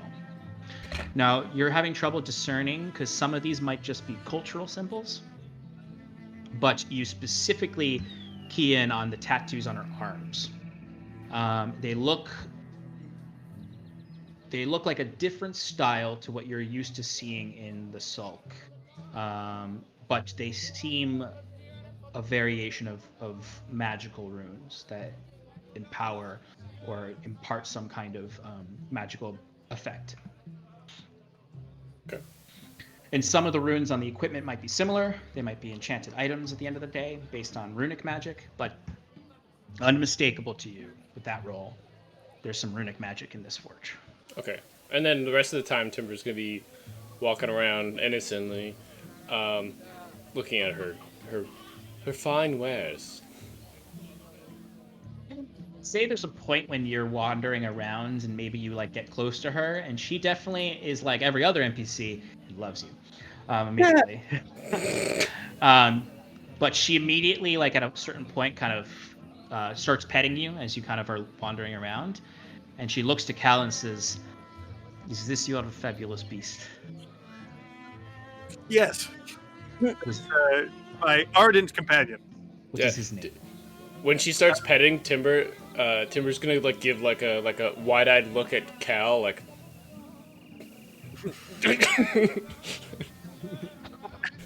And he's like playing the part, wagging the tail. Yes, that's my ardent companion. He goes by Timber. She starts to really like kind of like play around, kind of scratching behind your ear. You see, she says, "Timber, well, it's a pleasure to meet you. You're an adorable creature, but also you look strong. You look like you would be good on the hunt. You would be a brave companion." He's saved me more times than I can count. And you see she's scratching behind your ear on one side, and the other side she literally is lifting your lips and looking at your teeth. You're like strong fangs. Speaking of, I say, trying to strong like ox. What manner of creature does that fang you wear come from? Oh, and she kind of looks down and holds it up and smiles for a moment.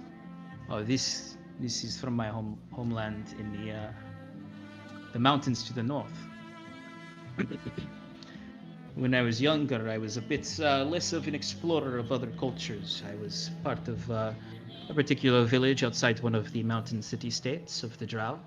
And I went through the same rites of passages as all the others. And I went on my first hunt when I was young lass. She's not a man, lass. This is a fang of a don't know what you call them down here. Tiger, large fanged tiger. Like a saber-toothed tiger. I don't know what that is. Yeah, you wouldn't know. She's just gonna be like, it's like have you ever been in the mountains and you'll see large mountain lion? Yeah. They're like that, but tiger and large fangs like saber. Oh, that sounds terrifying. Very frightful beasts. This one must have been, if I recall correctly, is massive, and I had the companion with me, and we took it down. A great hunt. I brought it back to my village, and we celebrated, and I became a woman, and I've carried this trophy with me since as a talisman and a reminder of home. Is that what this tapestry is as well? Oh, yes. This is and she's very excited now, even more excited than rumors, to talk about her culture, because no one asks her about this here. This is a town that's like, you're just an elf, make me a horseshoe. And she's like, yes, this is family. What'd you say? This is a family heirloom. It has been passed down many generations in my family. It is said that my great-great-great-grandfather he took down a dire mammoth in his youth, single-handedly. Rode on its back and it kicked and bucked and tried to knock him off, but he drove his spear into its skull, killing the beast, honoring our ancestors, honoring the spirits. And then we brought it back and it fed the village for months. And that great mammoth skull was held up above the Great Hall for many, many years. That is incredible. I don't know if I know what a mammoth is, I say to the DM.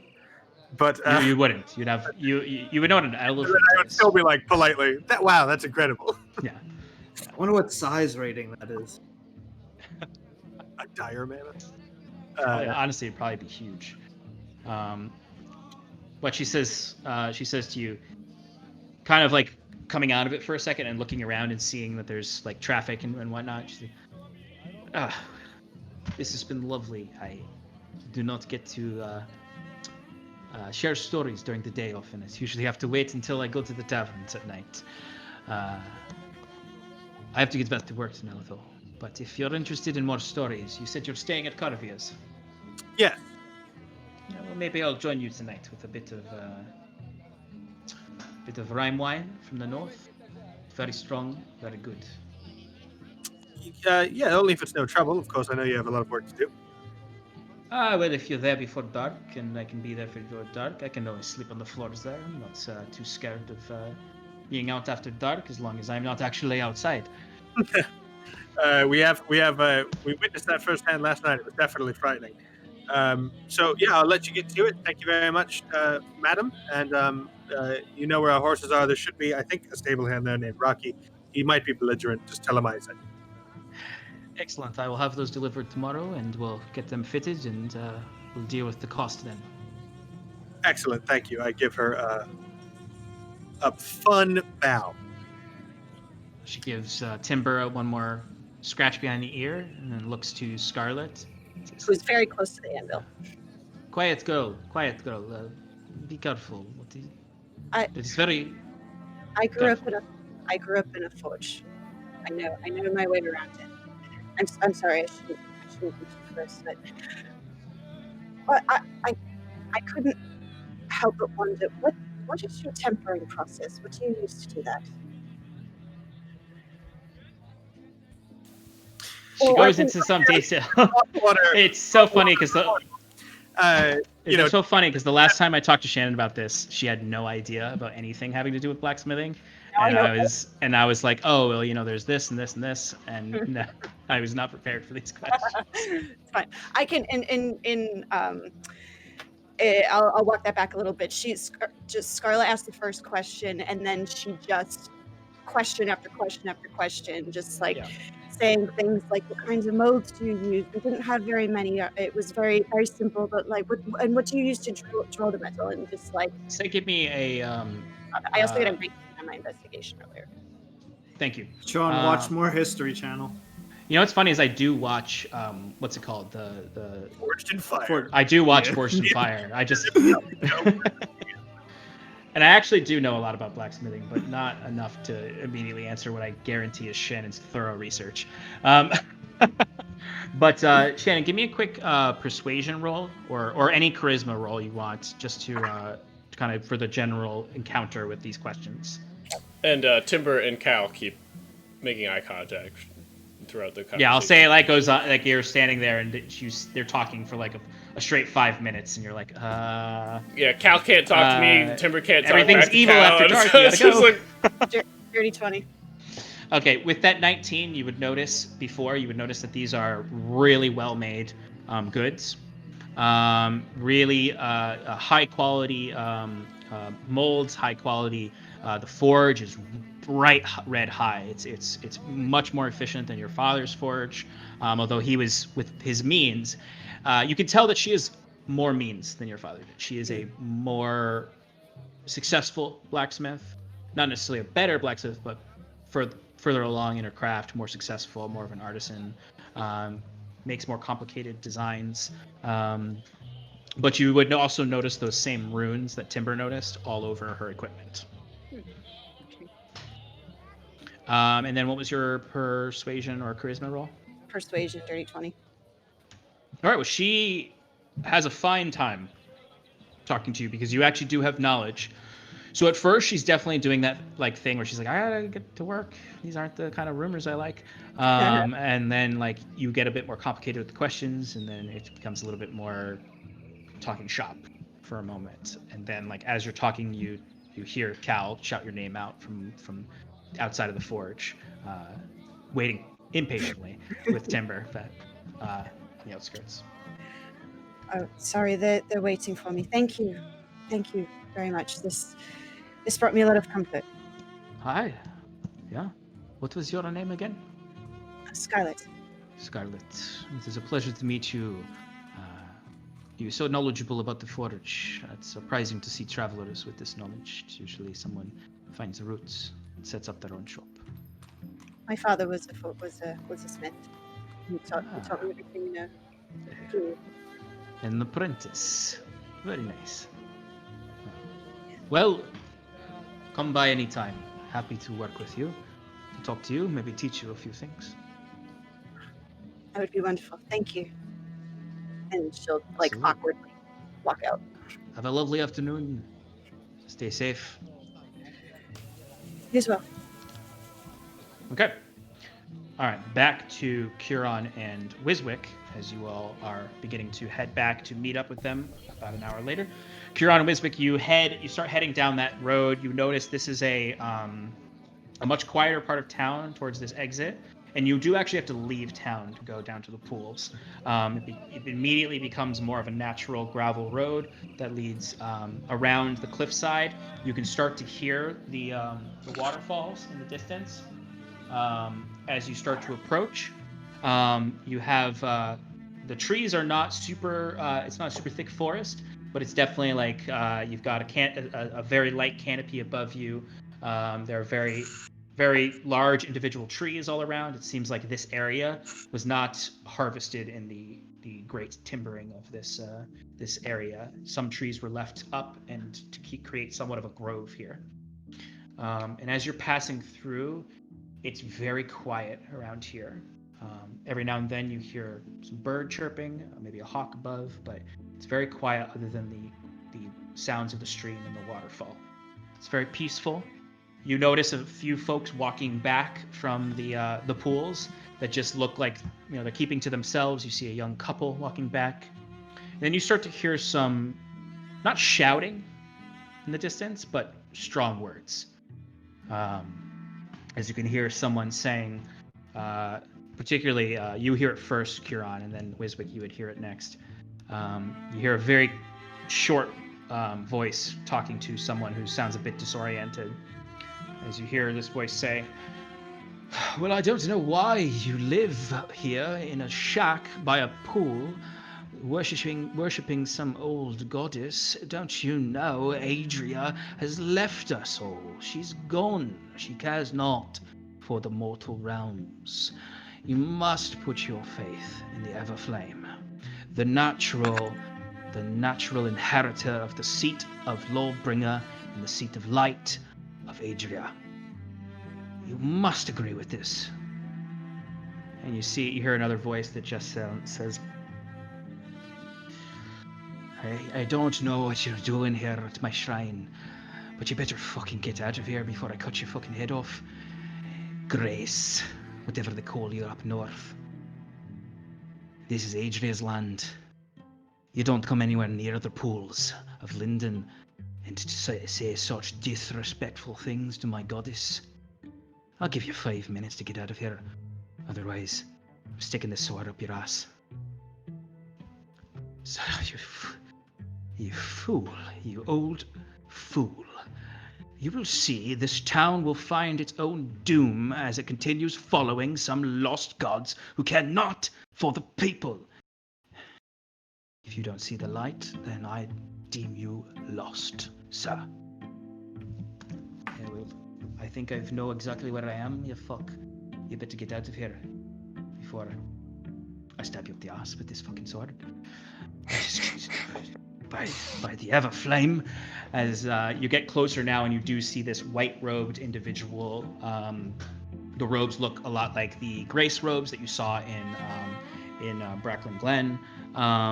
You see a set of beads wrapped around their waist that look a lot like Timber's beads, except not scorched. The cloak has red trimming, or the robes have red trimming, and you see it's a very tall and lanky man who has a long face.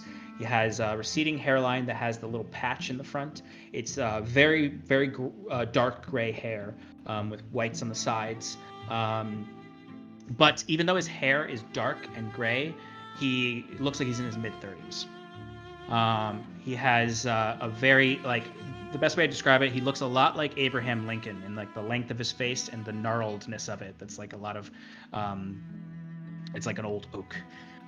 But he's wandering back kind of in a bit of a fit as he's just sort of stomping away. He kind of, the robes are kind of catching underneath his feet, and he's kind of tripping a little bit, and he's grasping at his prayer beads as he just seems to be muttering under his breath. And as you approach and he passes by you, he looks to you two. He looks at Wiswick and sees the holy symbol of Adria. I think Wiswick's giving him a kind smile, and just if he gives him a dirty look, he kind of just smiles. Excuse me, sir. Oh, go ahead. Yeah. I want to apologize for that man. He's very stuck in the old ways. I want you to know that not all followers of the Shield Maiden are opposed to the new religion. I, for one, believe in both God, and that the Everflame is the rightful evolution of Adra's passing. Give me a persuasion roll. 4. It was so good. That's the most accurate fucking stuff Wizwick's ever done. Okay, so it's not a total failure, I'll say. It's a partial failure with partial success. It's a setback, I'll say. That's the way to put it. And he'll look down at you, and for a moment he seems to soften a bit. He goes, "These mindless, backwards people, worshipping gods that care not for them, proven by the church that they do not care for them, and that the Everflame is the only true path." And he looks at you and kind of straightens himself out, kind of grasps at the sides of his cloak, puts his head up. "I hope that this moment of enlightenment in you will show you the proper path, and you'll forsake your forgotten goddess. Come to the true goddess."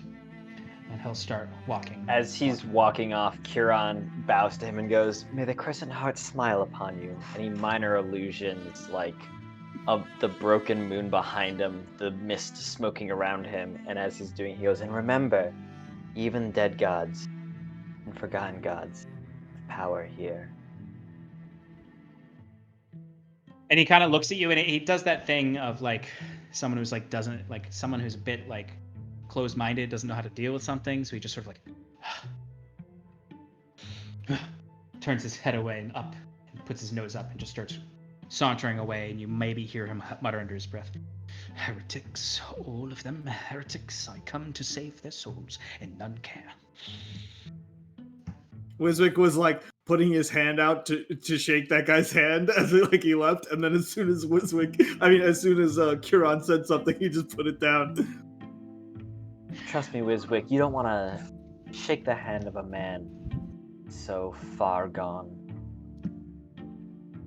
I understand worshipping your own deities, but that's zealotry, and as Cal says, we don't. Look, like I was gonna curse him. I'm not gonna lie.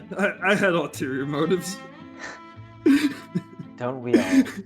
So as you kind of comment on the Grace, who's left now, you step forward and you can see the pools now, and they are beautiful. It's just a very lovely grove where you see these twin waterfalls coming down that cascade this lovely spray out that glitters in the sunlight. There are these lovely old ancient trees that are on either side of the spring, and you can see they have roots that go into the waters and through them. And there's this like interesting ecosystem almost in the stream, almost like a druidic coral reef inside, where you can see there's a lot of fish, like a big diversity of different fish in the pond. You see a few that jump out, and they have these very beautiful silver scales. And you can see in the center of the pond is this very small island that has a statue on it that looks very, very old and weathered, like the Abbey. It's probably about 20 feet tall, so it's a very large statue. 20 feet, including its like base, that is a small pillar, and it has a female figure standing on it that has a very large round shield that has, it has the, it's Viking in style, and a very tall spear that goes probably an additional 4 feet above her head. The features are somewhat weathered away, but you can tell that she's depicted with armor on, and you can see that there are some empty sockets around her head where there were gems at one point. And there's one gem in there in the center of this carved crown. Everywhere else it's either been stolen or fallen. It's probably at the bottom of the pool, and it's a very bright diamond in the center of her head. You presume this is a visage of Adria. And you go very quickly from that beautiful old ruin, that old artifact, to a man who stumbles up to the side of the pool and starts washing his face with the water. He has pants on. He's not naked. He has leather breeches on that are high-waisted and tied up in the front, and you can see he has like bits and shambles of armor on. Like he just like think when they tried to put the breastplate on Robert Baratheon.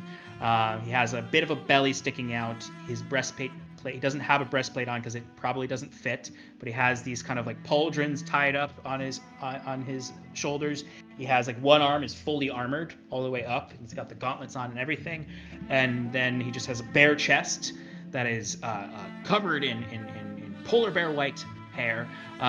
He has the other arm is completely bare. He has this very big beard with this very large mustache that kind of just comes out and curls up at the sides. It's all white with streaks of what look like glowing yellow and gold. His hair is definitely receding back, but you can't really see it because he has a hat on that looks like the head of a bear fur, a full-body bear fur that's just on his head. He has a bear cap, essentially. He has one completely white eye with a scar coming down through it, and then he has one eye that glitters gold and light and is lit up. He has a lot of scars across his body that are, for the most part, quite grotesque to a certain extent. They look like severe wounds from battle. And you see he's washing his face. His cap, bare cap, is to the side. He runs water over his hair that kind of recedes probably halfway back his crown, and then it's long in the back. And he kind of gets up, puts the bear hat on, and tugs it down. You can see a very large sword at his waist. And on the other side you see a warhammer on his belt. And he looks over to you, and he's just sort of like confused for a moment. And says, he looks at Curon first and is very confused. He looks at Wiswick and sees his holy symbol disguise, which is gonna run out soon. He goes, "Oh, Shield Maiden, we've got ourselves another believer. Get over here, you gnomish fuck. I don't know about you. You look like another missionary." And he kind of comes up to Wiswick with open arms, kind of preparing to literally pick him up. Wiswick embraces completely, and he says, "Don't worry about that piece of shit behind me. Give me a hug, brother." Well, hey, okay. So he picks you up, Wiswick, and kind of picks you up in the air, and kind of with a big toothy grin. You can see he's got these very yellow teeth that are just very stained, and he's just like, "I didn't think I'd see another one, another holy man of Adria. Oh, you're a blessing for sore eyes." He doesn't even notice that his hands are going through your illusion. He doesn't even seem to notice that. The gnomes of the hills still believe in the old ways. You are not alone, friend. Do they? I thought you were from the under. He puts you down and he looks to the two of you and he just sort of smiles and says, "All right. I'm hungry. I'm gonna go eat. What the fuck are you two doing?" We're trying to figure out what's going on here, my friend. You know, there's some crazy shit going on at night. I'm sure you've noticed. You're local, right? Trying to spread the word to the people here. Oh, you're talking about all of that dark magic that happens at night because these people are forgetting the old ways and embracing new gods and disrespecting our traditions and our values. I know a bit about that. Come on over. Come to my shack where you can share in a meal. And you see he just immediately kind of stumbles, turning around. And you see he stops for a moment and is staring at the statue of Adria. And he stops for a long moment and is staring at it. And it's not in a way where it's like, oh, he's just kind of goofy. No, he seems lost for a moment. And you have to even be like, "Sir?" And then he looks back at you. Excuse me, sir. While he's distracted, could I just mumble under my breath the spell necessary to cast Disguise Self again? This would be a good time to do that. Yeah, I figured. As he snaps out of it at your imploring and says, "Oh, sorry about that. I get a bit distracted. She's right quite this way. tight. Right this way. Do you like fish? Do you like fermented fish?" My favorite. Excellent. Right this way. Do you have? And he wanders into the shack, and you hear him. Like, it's a very small hovel. It's like smaller than Hagrid's hut in Harry Potter. It's he probably has one bed in there and then a bunch of shelves. It's like the cupboard in Harry Potter that he lives in. It's basically a lean-to in the woods. And you can see now that you're approaching. He's gone in. You're kind of waiting outside awkwardly. Where there's all this pristine land, there's then kind of like his plot, where you can see there's a lot of like junk, old things, a lot of hoarded materials. You see there's a lot of weapons. There's a lot of just swords laying around and pieces of armor. You see a dummy made of hay and burlap sacks that has a lot of cuts in it. That just looks like he wails on this thing. You see a very poorly made bird bath that's just kind of out there next to his hut. You can see is filled with like dirty water. It's very much just like if you went to your hoarding great aunt's house and you're just like, okay, we're gonna have lunch with her, and we're gonna try to get her. We're gonna try to clean up a little. But he's in there for a long time, and before he comes out, I think it's a good time to take a quick break, so that we can do our giveaway, and jump into the conversation with Ulf. So Shannon, I'll leave it to you to take it away for the giveaway. Okie dokie. Let me get it all set up here. All right. So, my friends who are in chat right now, give me 2 seconds and I will give you the. All right, cool. All right. Hashtag Paradice, hashtag Paradice. That is the code for tonight's giveaway. We are giving away a colorful dice vault from Arcane Spectacles. The winner has their choice of colors, dice not included, and it is US only. Sorry, international friends, we still love you. So if you would like a chance to win, I'm reading chat. Thanks, Nick. It's on and it's working, I promise. Hashtag Paradise. That is what you put in the chat if you want a chance to win. And we'll probably be back next week. Yep, so we'll be back in 5 minutes at 9:20. So while we're gone, get those hashtag paradises into the chat, and we will pull our winner when we get back at 9:20. Thanks, folks. Stick around for the rest of tonight's adventure as they interrogate more folks in town. All right, take us away to the break, Alex.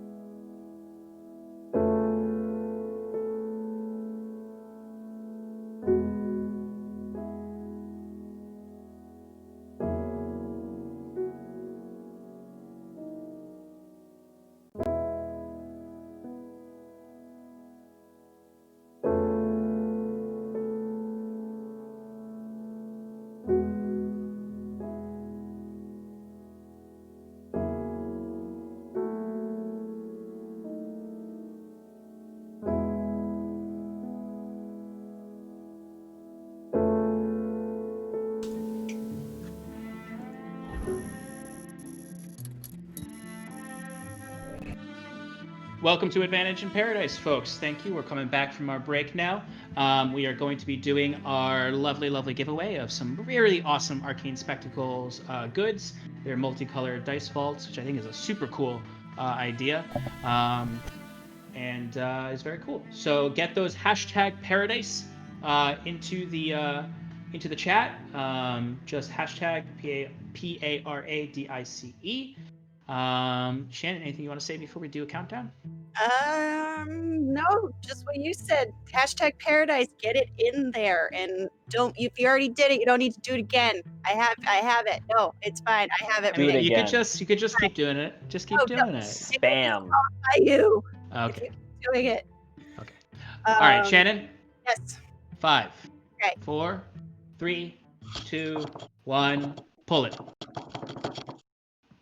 Hey. All right. Yarr. Our winner is Hawkmere. So, Yeah. Hawkmere, Shannon will DM you, and we will coordinate with you to get that dice vault. Wait, Shannon's gonna be a Congratulations. DM? Ooh. Good job. That'll be an interesting one-shot we eventually have. Shannon DMing. Yeah.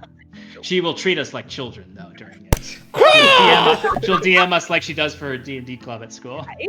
All right, let's work this out. I want to kill him. I want to rip his head off. Nope. Let's do some other things. Drink his blood. Yeah. Let's take his brains and play with him like Play-Doh. I want to take his shins and play. Oh, it'd be great, Shannon. We could do like a children's adventure where we're all children version of adventurers. But we're fucked up. Yeah. We are. But we're all murder hobos. Hi, very nice to meet you. Oh!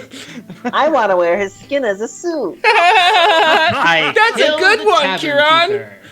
Sorry. Wait. How many kids did this guy have? All right, yeah. We kill them all.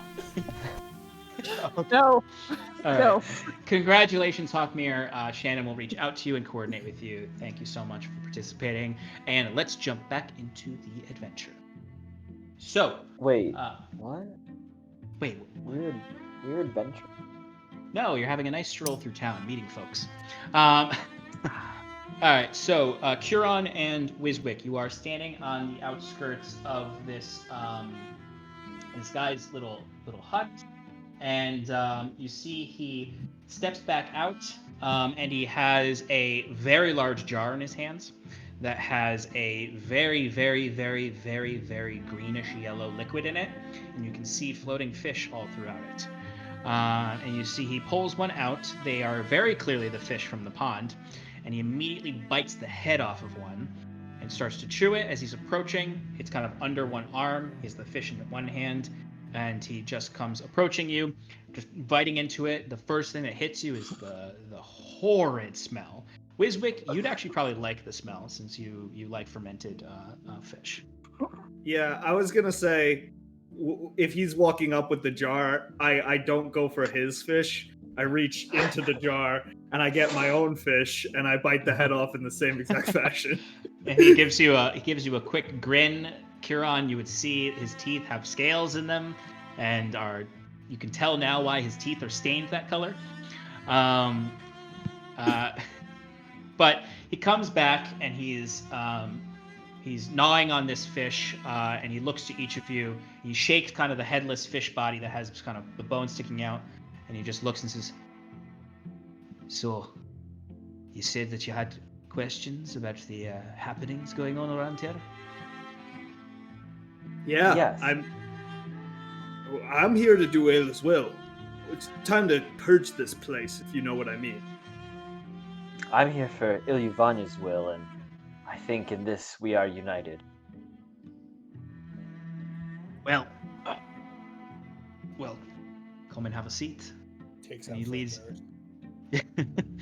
He leads you over, and you see him just sort of like brushing off junk and debris off of these little stumps that he has for stools. He takes a bunch of. You see at one point he just picks up a bunch of swords and just throws them into the back of his shack, and you see him sit down. Can I help him? Like, just start tossing stuff like across the room? He's totally fine with that. As he's tossing stuff, Kieran will know. I think the blacksmiths in town would pay quite a pretty penny, copper for some of this metal. if nothing else, to rework. Hey, It might help you replace some of the gems I saw were missing from your statue. Oh. Aye, she's a beauty. She once glittered is. much brighter than this, back when this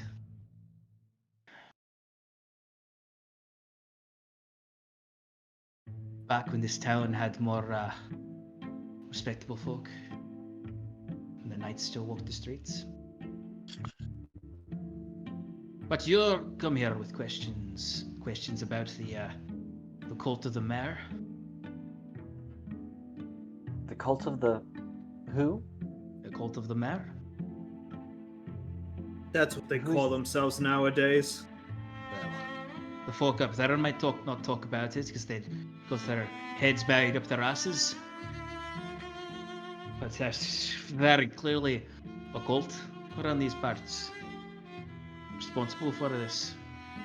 And last I remember, the last cult in these parts were the cult of the mare, and we thought we crushed them 50 years ago. And who exactly is this cult of the mare? A bunch of old druids. Think they're serving the Unshi with the way they raise undead creatures with their druidic magic. They're very old religious fanatics, if you will. Tell me about your past battles. How did you get rid of them the first time? Back in the old day. You see he's stroking his white beard at this and kind of like staring off. The old days. The old days, yeah. One moment. And you see this seems to have triggered him a little bit, where he seems to be distressed, thinking about the past. And he kind of stands up and kind of stumbles for a little bit. Then you hear him go inside and pour a cup of something. He comes out and he has this what looks like lukewarm tea that has looks like it's very dirty looking. It looks like just muddy water. Wiswick, you would notice. Give me a quick nature check. Okay. But he would sit down and start to sip the tea, and it seems to calm him down a little bit. I got a 21. 21. Okay. You kind of get a whiff of this through the fermented fish smell, and it has the distinct fungal sense to it, an earthiness to it.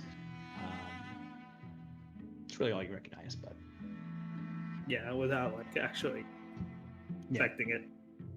But it does seem to calm him down a little bit. And he looks to you and says,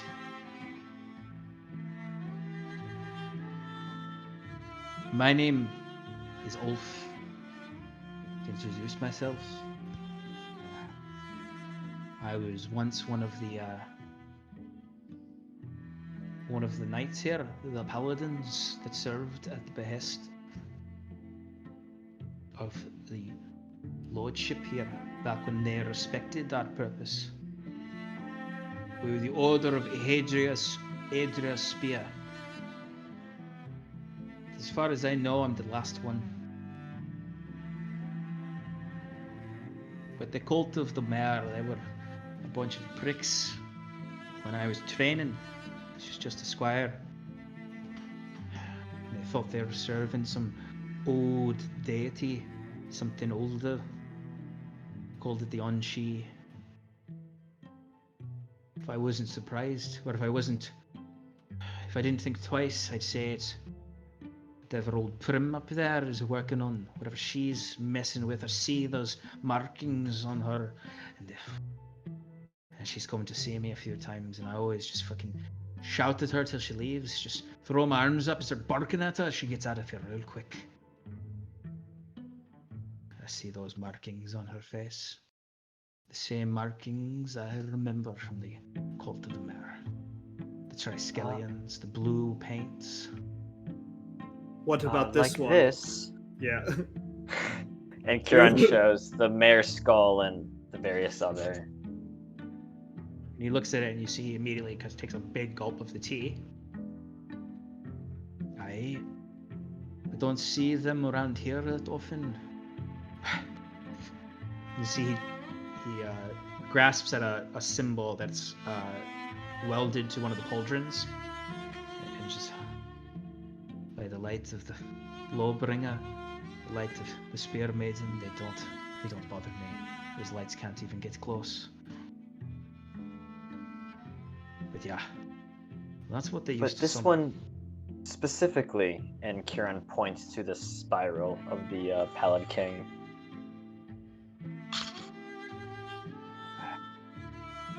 You see, he seems to be trying to parse his memories. He uses a lot of hesitation in his eyes. You would also notice his pupils are quite big, as he's just no, not that one. Don't recognize that. It's not far from the Triskelions they usually use. It's like that, but it's 3 of them all connected in the middle. And you would recognize that as some of the symbols you saw in the other talismans. This, you called you said the druids worshipped the Unshi? Yeah, aye. That's what they claimed, the Anshi. Who's that exactly? From what we heard, what we interrogated them and found out, it was supposedly the old gods that Adria once belonged to, a different pantheon, a whole host of dead gods. So we hear, those who died during the conflict. So to be Adria's clear, the fellows. Unshi is the old pantheon. It's not a specific individual. No, not from my understanding. Adria was one of the Anshi. We believe that this new symbol that you see here is the new rise of the cult of the mare. It's gone under a new name, just as people begin to not worship Adra anymore.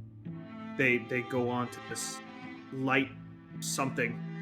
But we find that as light changes in people's minds, so does the dark. And whatever is out there is using the knowledge of these druids to wreak havoc on this village. The Pallid King, they call him.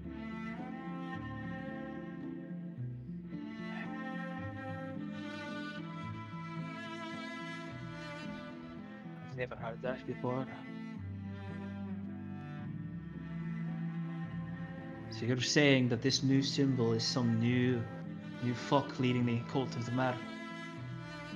We've seen them do similar things in other towns down south. They take the magics of old gods and use their names in vain to promote their twisted agendas. Sounds an awful lot like the Church of the Everflame. Right? Fucking shits. They are rather zealous in their one god. Aye. You'd think.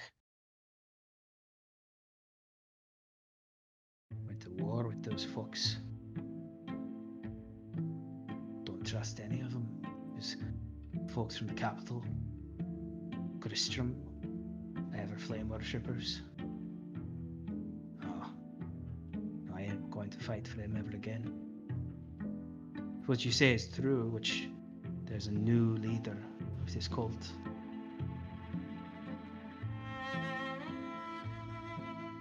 They must be stopped. The last time they tried to take this town, they planned to take everyone with them. What do you Stop mean them. by that? Don't remember exactly. I was a lad. I was just a squire. But the knights, they rode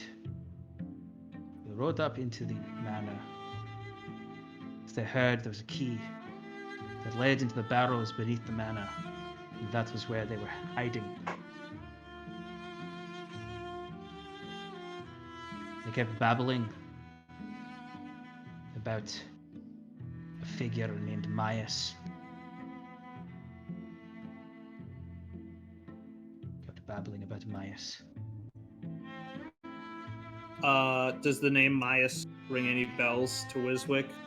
Like some sort of cultic ritual he might know, or a creature of some sort? The name wouldn't itself be familiar. Okay. For the folks at home, how do you spell Maius? Just so I've got it. Maius. Oh, hell yeah, I spelled it I right. had that wrong. I use a lot more Use? Y's. He seems very distracted at this point, and he finishes his tea. Can I actually wanted to do this. Like as soon as he's like gonna try and drink more tea, I want to put my hand over it. Okay. Just say, "What are you drinking? This doesn't look good for you." Give me a persuasion roll. 12. Okay, that's good enough. With your, because he trusts you, because of your holy symbol. He's kind of like, as you put it over, he's very confused by it, because no one cares about Ulf. No one's like cares about Ulf's health. They're just like, he's a crazy guy. We don't go by the pool anymore, and it sucks because it's beautiful. But he kind of, his hand's a little shaky here. So it's my medicine. Why? It keeps me calm since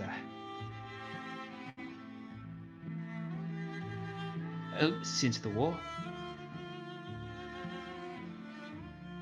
Could I'm just gonna take the cup, and I'm going to pull out my flask instead, and I put that on the table. And I want to just like it. Basically, I'm investigating what's left in the.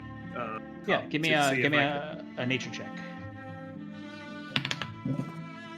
can- Huron, you were saying the 12 war. plus 11, 20. Right. When you say the war, do you mean against the cult of the mare or some other incident? Oh, no, not the cult of the mare. I was a lad when that happened. I wasn't even fighting. I was just tending to the horses while the knights went into the manor. No, I'm talking about with the I'm talking about with the Gwen.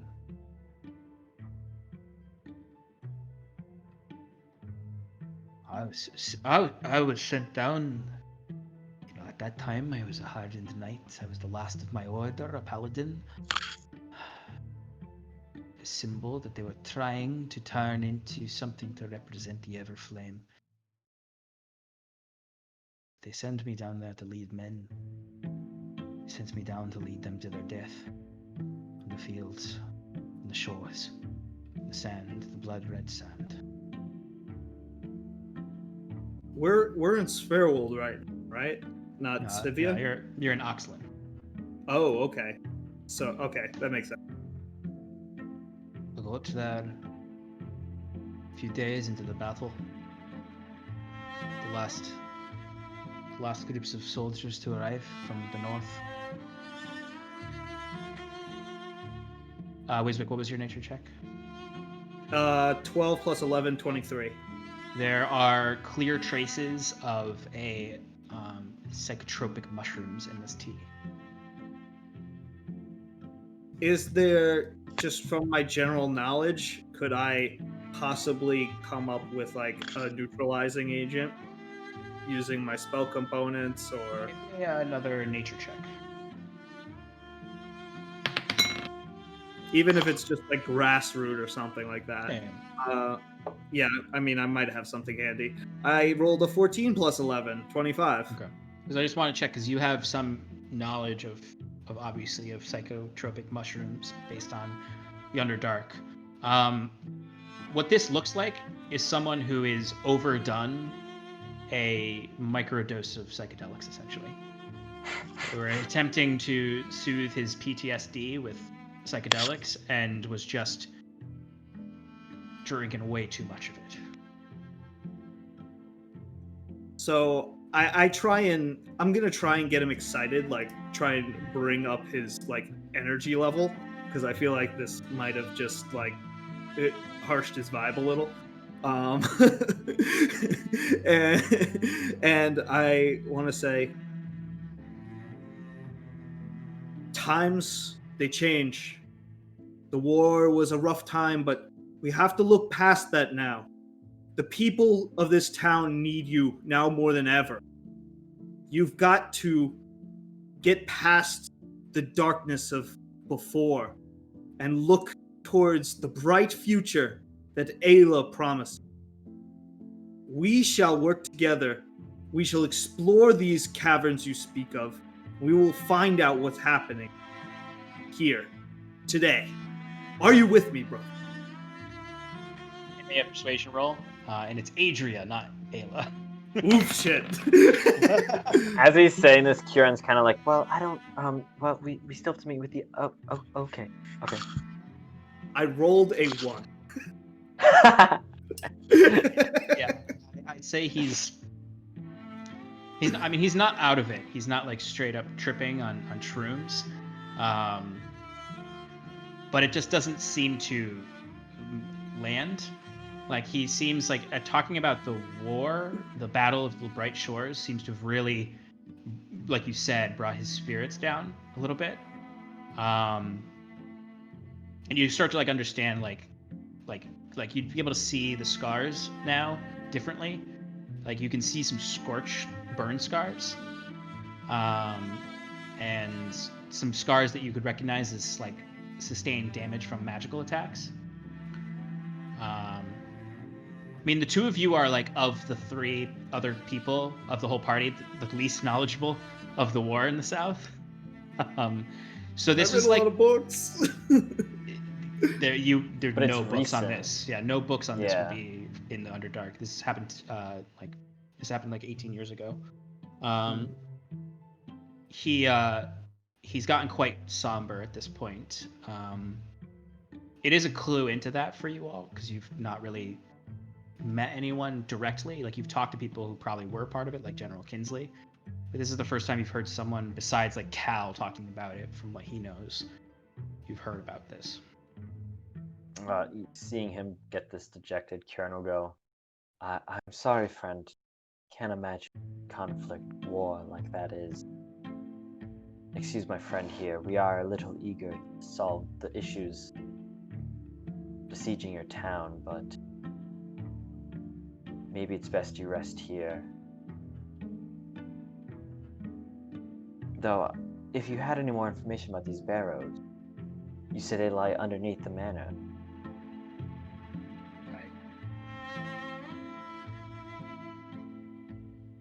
Muted out. I think I just didn't talk loud enough.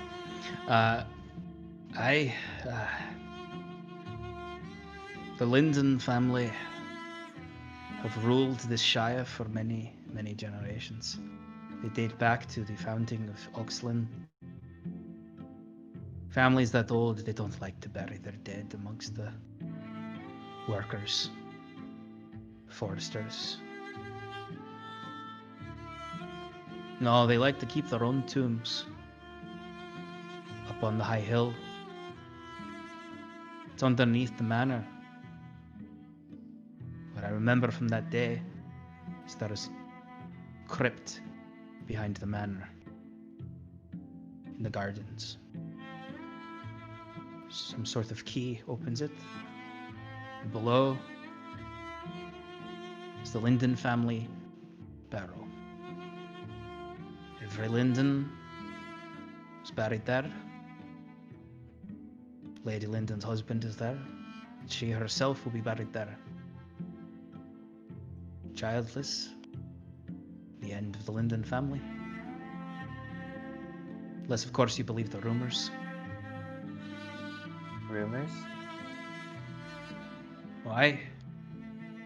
Some folk, they believe old Jack in the graveyard is a... Wiswick immediately like perks up. believe And he's Lady Linden's child. Folk believe it. Do you? I don't know. Don't care. The Linden family fair. were never the brightest star or gem of this city, this town. The order of ages Spear was, and they die with me. The Lindens used to respect the oath of those paladins, but they're not Lady Linden's husband, not her.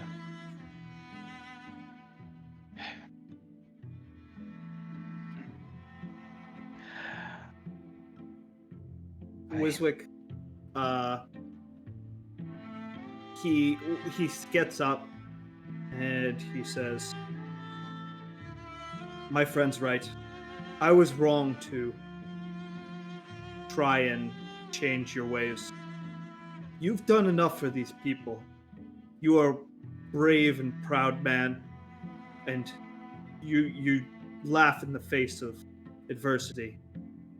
I applaud your living, but I wish that you would take better care of yourself." And he reaches into his pocket and he pulls out, let's say, he has 200 gold pieces worth of gems. He's gonna put 20 gold pieces worth of gems. Pretty much just like 4 big ones that he thinks might fit well in the thing. I know that there were only 2 slots, so the other 2 are for him to like sell or whatever. Maybe he'll keep them as a gift, whatever. But I slam them down on the table and I say, "For Adria."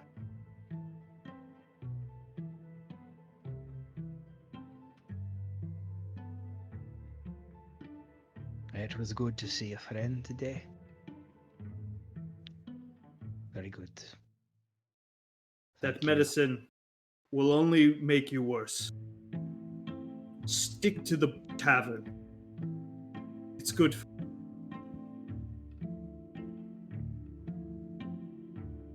Thank you. Travelers. I didn't catch your names.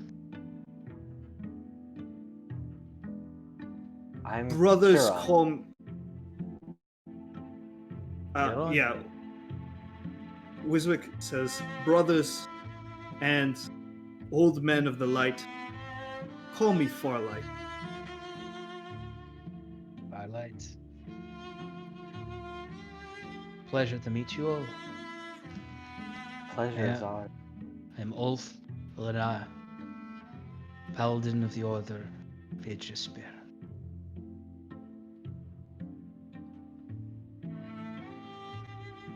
Thank Falls you. asleep. Yeah, right. Just falls down there. No, you actually see he takes the gems and he kind of straightens himself out,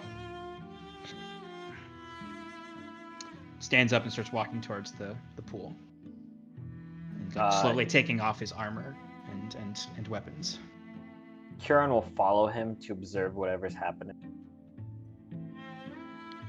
You watch as he leaves one pauldron on, the one with this holy symbol on it, and you see he steps into the pool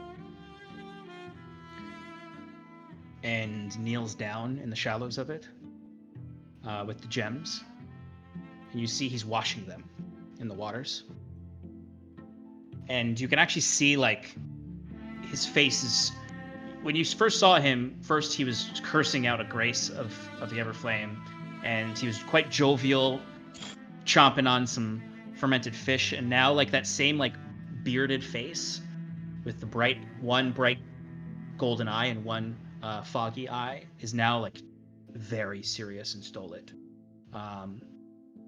It's the difference between like a jolly Santa Claus and like a determined Santa Claus. but he has just that pauldron on and just the pants on, as he's washing these gems very aggressively to clean them. He selects 2 of them. I'll say that they're actually both rubies. And then you see him leave the other 2 aside on the shoreline. And he washes them, and you can hear him muttering under his breath some old prayers. And Curon, you would notice the faintest glint of light on the holy symbol. Just a very quick, you'd mistake it almost for the sun, just sort of shining across it with the perspective. The holy symbol, by the way, is a shield with 2 spears behind it, and then 2 crowns, actually, above those spears. A very uncommon holy symbol. After that light glints, he stands up, and you can now see, he's very tall, and even with his degenerated state, he's still very strong. And he begins walking through the water until it's up to almost up to his neck, and he's still trudging through it, kind of through the sift at the base. And then he actually gets across to the little island, and you see he just kneels down before it. And there's a little offering cup that you can spot from across the pond that has nothing in it, hasn't had anything in it in years. And you see he places the gems in there, and he just kneels there for quite a while. So long that you're not quite sure what to do, as he's just seems to be in prayer. Wiswick leans over, tugs on Curon's pant leg, just goes in for a whisper. Says, Well, that's our good deed for the day. You want to do some grave robbing? Well, I see, yes, we should go explore those barrows, but first let's meet up with the others at the tavern. The real question is, how are we going to get that key from Jack? He's already on to me. Jack? No, I don't think Jack would have the key. The barrows Come are on, man. Weren't you even paying attention? I tried to steal that key from him earlier. He was all protective about it. That's definitely the key we need, 100%. If the rumors are true, I mean. Because, come on, this guy knows everything. He's the grandpa of the whole village. Of course. You definitely look past Wiswick to his shack with all the junk around it. But at the same time, he does speak with some authority, this guy. Oh, by the way, also, if you didn't notice, he's an Aesimer. Ah, okay. Explains the glowy eye. Yeah.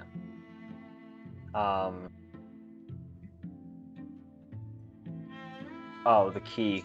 Yes, well, I hadn't put 2 and 2 together, I guess. It's a key that Jack wears around his neck? I thought it was just a amulet. I thought it was just an amulet. Oh, come on. I feel like the idiot. I was connecting things. Okay. The only thing that you, if I recall correctly, Wiswick, the only thing you sense from it is that it had abjuration magic around it. Yeah, Wiswick relays that information. Says, I still think that might be the idea. He doesn't know what it's for. If he was some sort of, he said he was an orphan. If elder puzzle pieces connect, that's got to be it. Maybe we can convince him to come with us if we don't want to steal it from him. But I don't know how he'd feel about sneaking into that place. Well, we could always ask first. I don't know if stealing is the right response. I like where your head's at, putting 2 and 2 together. Anyways, we should meet. I don't know if he'll go for it. Better to ask for No, forgiveness. it's always better to ask permission first. That saying is trite, and I don't know who came up with it. You All are right. having this conversation as you're heading back into the town. Yes. We just leave. Okay. I mean, he doesn't like. I mean it when I say you're sitting there for a No. long time before he responds. Yeah, so- no, Kieran probably would have waited like 5 minutes and been like, okay, Yeah. I I thought mean, the Kieran, you would be able what was to. gonna happen. I mean, you could recognize that it is probably a prolonged ritual that he's doing. Sanctification of sorts. Yeah, that might be taking a while due to his state as well. But you begin to head back into town to meet up with the rest of the group. It's been roughly an hour, so you could meet up in front of the tavern at this point if you'd all like. Mm-hmm. Talk a little bit more about nature versus nurture and dark rituals, stuff like that. But you all kind of gather together in front of the tavern. You're all back together at this point. It's around a little after 1 o'clock at this point. Salutations, friends. So what do we got? I got a game plan. How about you? Well, we still need some discussing, and there's still a few questions that need to be asked. But in speaking to the hermit Ulf, we found that there's a barrows behind the manor of behind the Linden Manor, where a cult some 50 years ago, called the Cult of the Mare, rose up. They were doing some sort of dark ritual down there, it seemed. That's where they had to put an end to it. It seems like they had a large number of people fighting against it, and they had plans to destroy the entire town. It was a big to-do, so if anything sketchy's going on, it will probably figure out something by exploring that spot. I have suspicions that Jack has the key. Well, we'll get to that in a moment. But Ulf did say that when the alchemist Prim had been to visit him, and had similar markings on her dress as we've seen on some of the constructs that we defeated, and the ones that he knew of the cult. Though the Pallid King's spiral is not known to this hermit. Interesting. And Cult of the Bear, did we connect? So it sounds like we connected the constructs to Prim. Did we connect that to the cult? Was it similar? Because I know they had the skulls as their helmet things.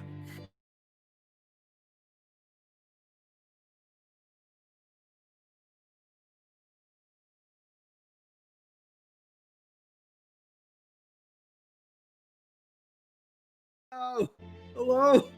Oh. Does that everyone froze for me. I'm sorry. Everybody froze for me too. It's Yeah. like, oh no. Discord was having a lot of trouble today. I know. I saw that on Twitter. A lot of people were having some Oh. trouble with it. Well, we're back. I think. What was? I was asking if when I showed Ulf the construct remained, if he had said anything about their connection to the Cult of the Mare. Yes, he said that those were the construct, the same that Right. That type of material was used in the Yes. same constructs that the Order of Adria's Spear had dealt with. Right. So Ulf had said that these are the similar constructs that his Order of the Spear dealt with some 50 years ago. Yes, but the only thing that was different was he didn't recognize the Pallid King spiral. And of course, he did not recognize the Pallid King spiral. Okay. Interesting. Was the blacksmith of any use? Half and half. We learned that there's a rumor that Jack is the bastard son of Lady Linden. We heard that too. We think. Potential. We had a rumor. Rumor has it. We heard that Prim and Isra had a falling out only about 2 weeks ago. Oh, which I think was, frankly, probably the only other rumor that actually was what meant anything and or was reliable. we learned a bit about where Strega came from, but that was not helpful. I honestly think the Prim and Isra falling out about 2 weeks ago was the only really reliable rumor that was important to us. I don't know, Kieran. Maybe we're wrong. If the drow thinks that the rumor is true, then maybe we should think of some other plan. Okay, Wiswick, just because. Oh, See, do you see why I didn't want you to tell him? I'm not about withholding information from each other. It seems a tad. Look, there's information and there's information. She could have just remained the blacksmith. I was just kidding anyway. We know you weren't. I say it's okay that you weren't. Just... You have some serious prejudices that you need to work through, Wiswick. I'm here to help. Did she have spiked teeth? No. You know, they file them down at a young age. Oh, that sounds terrifying and very painful. Connection with Jack to the Linden family, while maybe important, doesn't seem to have much doesn't have many legs to stand on. Agreed. I also don't know how important that would be to our investigation currently, either way. He may be the MacGuffin. I mean, he may just be what we need to solve this. So, shall we all? Do we think Prim or Isra next? I think that Isra is probably more innocent. If we speak to Prim, yeah, it might lead the enemy to figuring something out. If he has anything to do with this, we might not want to let him know that we're onto him. So yeah, Isra's a good idea, and I think we should definitely go check out this graveyard. I mean, before anything, I have Jet scouting out the place now, in case anything weird is going on. Well, why don't we let Jet scout for a bit while we go talk to the Isra in town, and then we're headed that direction anyway if we need to talk to Prim, right? Right. Have Jet, if you could, double check the tower up there. Kieran looks at the tower to see if he sees anything. Okay, perception check. No, you. Okay. Oh, I dropped it. I'm pretty sure. 28. Okay. So Kieran's eyes glow. Yeah, so around this time of day, you look and you don't notice any movement up there. The tower looks mundane. You do notice Jet flapping around at the top of the tower, but no figures watching down. Kieran cursed the sky in vain. Yes, shall we go to Istra then? Yes. Huxley! Oh yes. You want to go to Istra's then? All right, easy enough. Thank you. She's right this way. We've got to go into the timber town to get to her. You hear that, Timbo? We're going to your town. Huxley begins to lead you on the northern road. So you begin heading northward through the town. It's getting to be around midday, a little further into the afternoon at this point.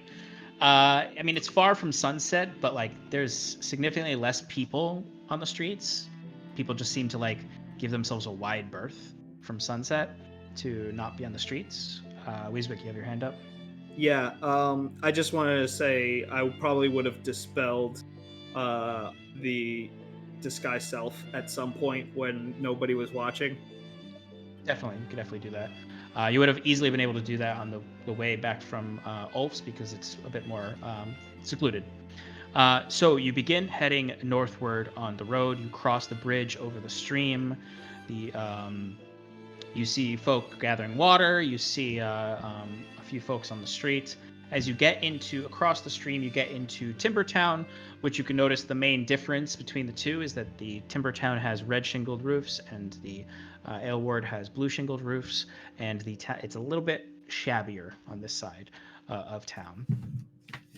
As you're moving through, the road has less cobbles in it. It's less maintained. There's a lot more residential buildings than there are shops. And you see people are kind of gathering their things in to prepare for the coming late afternoon and the eventual sunset.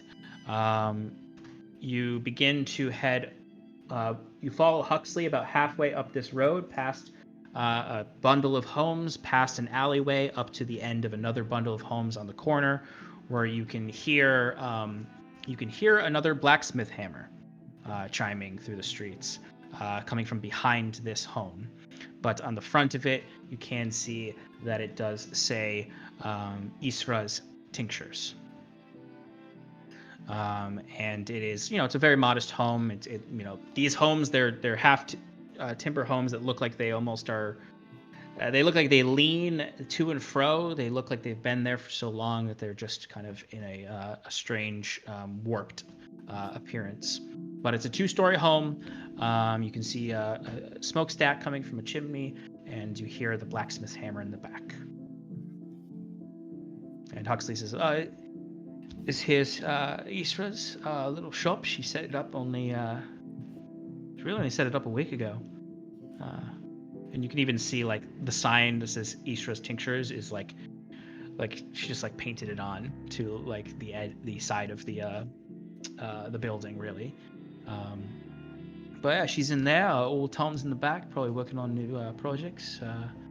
I'll hang out here if you need me. Probably run across the street and get myself a sweet. Thank you, Huxley. And I toss him 2 copper, and I say, "Get yourself something on us." Thank you, Mr. Callan. I'll see you all in a bit. And you see him scurry off across the street towards a I hope 2 copper is enough. I don't know. What could a banana cost? Like $10? Banana. He's got the silver from earlier anyway. Well, that was his retaining fee. Yes. This was like I'm paying his lunch because it's customary to pay your tour guide's food. He rushes across the street, and you see he's immediately at a stall where he is talking to someone, and there seems to be some negotiations going on for a candied apple. We all just watch this happening. Sumer Linden saltwater taffy. But you're able to head inside if you would like. And when you come inside, it is very much so a empty-looking shop, like brand new shop. You can see she has several shelves set up behind her.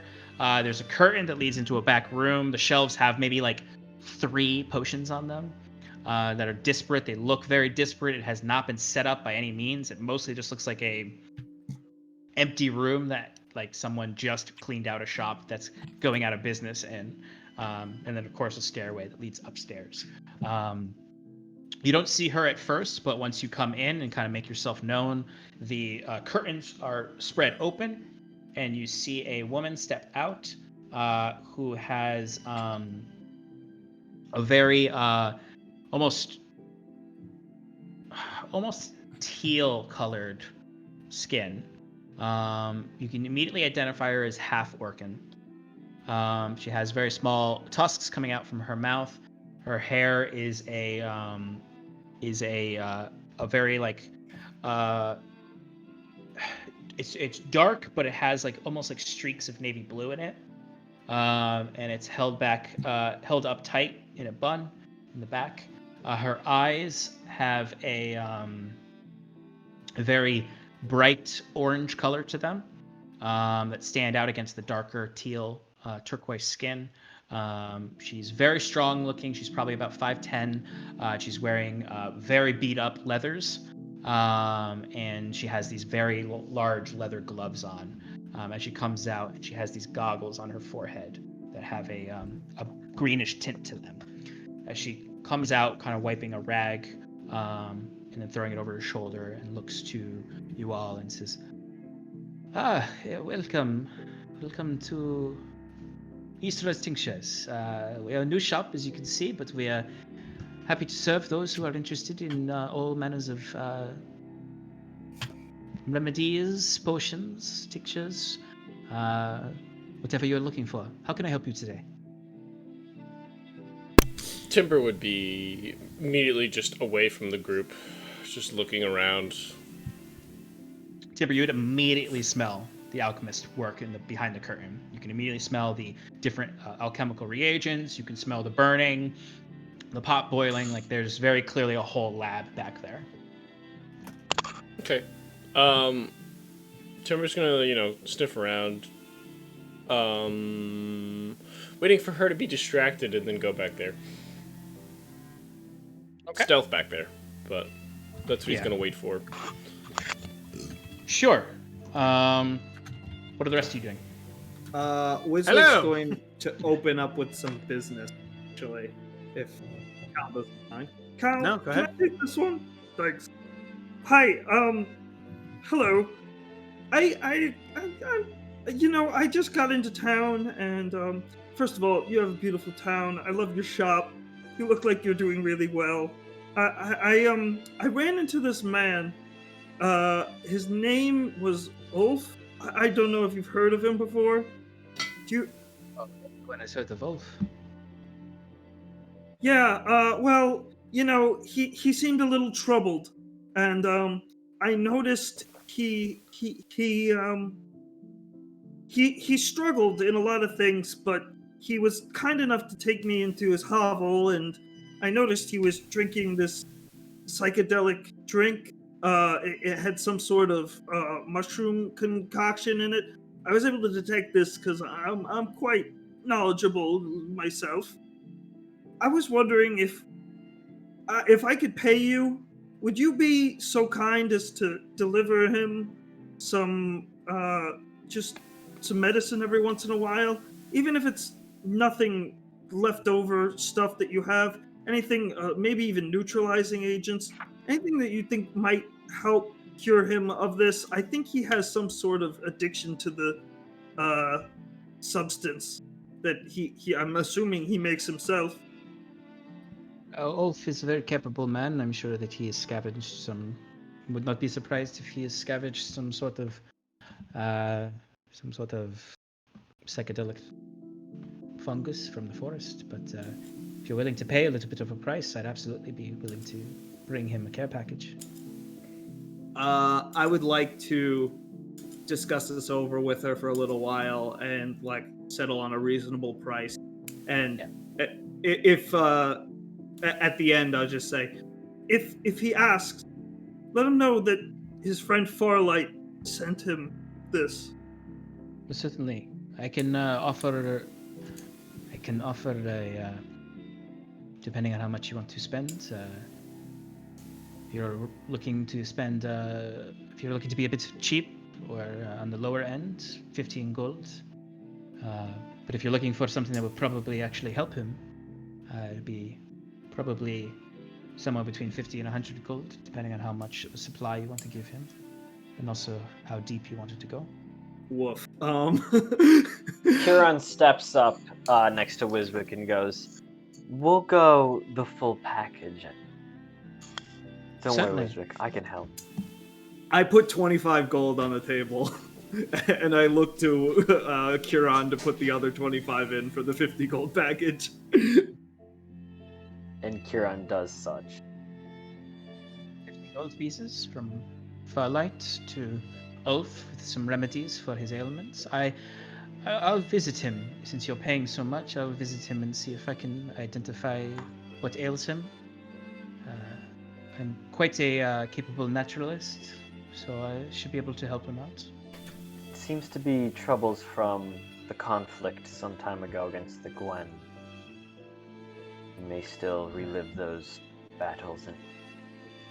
And He's rough around the edges, but just Oh, well, we all know Ulf to a certain extent. We've all experienced in a time some encounter with him, but with these resources, I can definitely see if I can help him.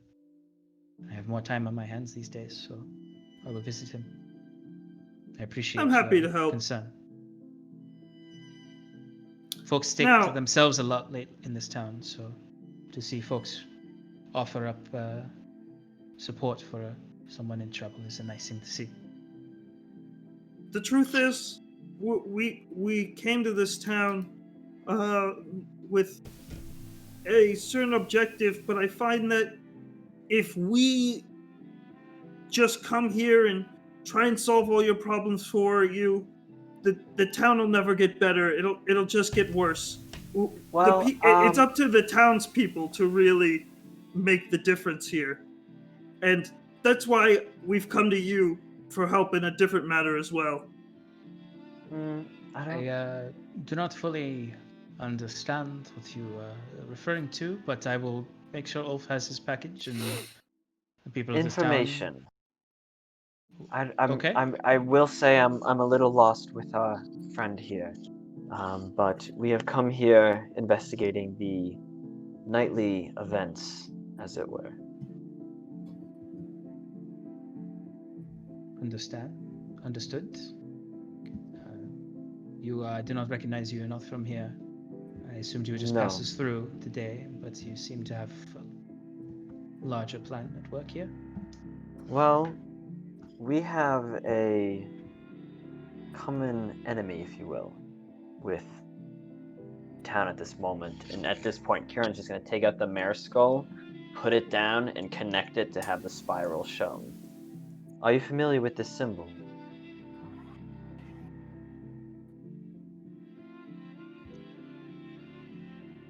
You see she does kind of like take the mare skull from you and connect them together and run her fingers over it. I have seen these specimens before in my time working with the Alderman's alchemist. Prim?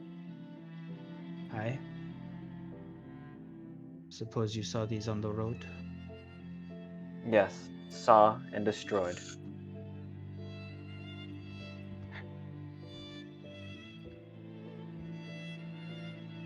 Why don't you come into the other room and we can talk there?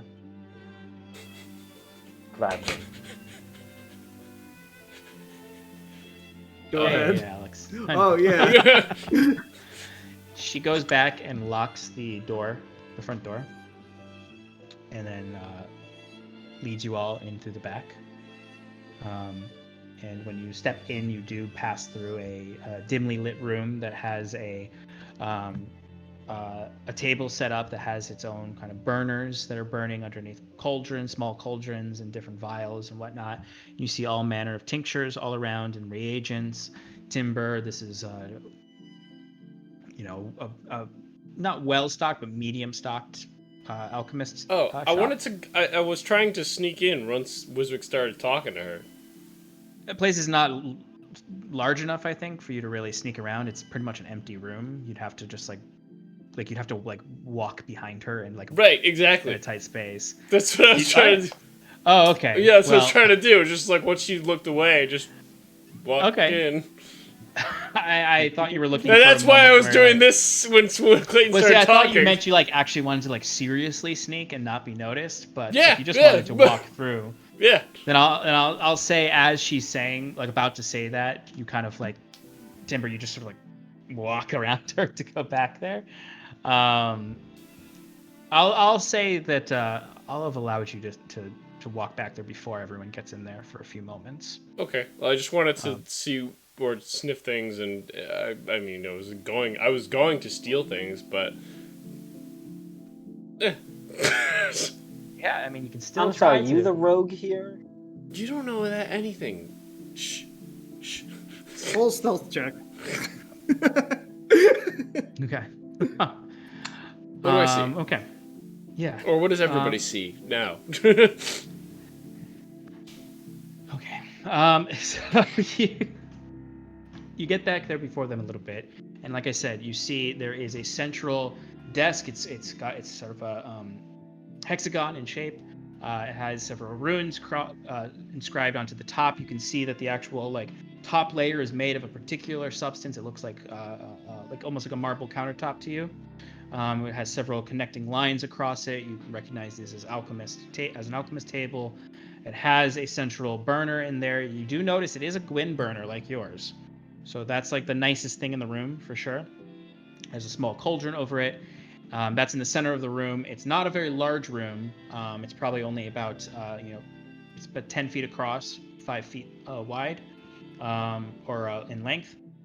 You see there is like these tall shelves that are just, you can see in them, each of them have their own reagents, just sort of held in each of these shelves.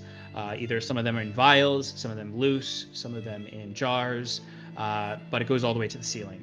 And you can see there's a ladder on it that goes up to the top.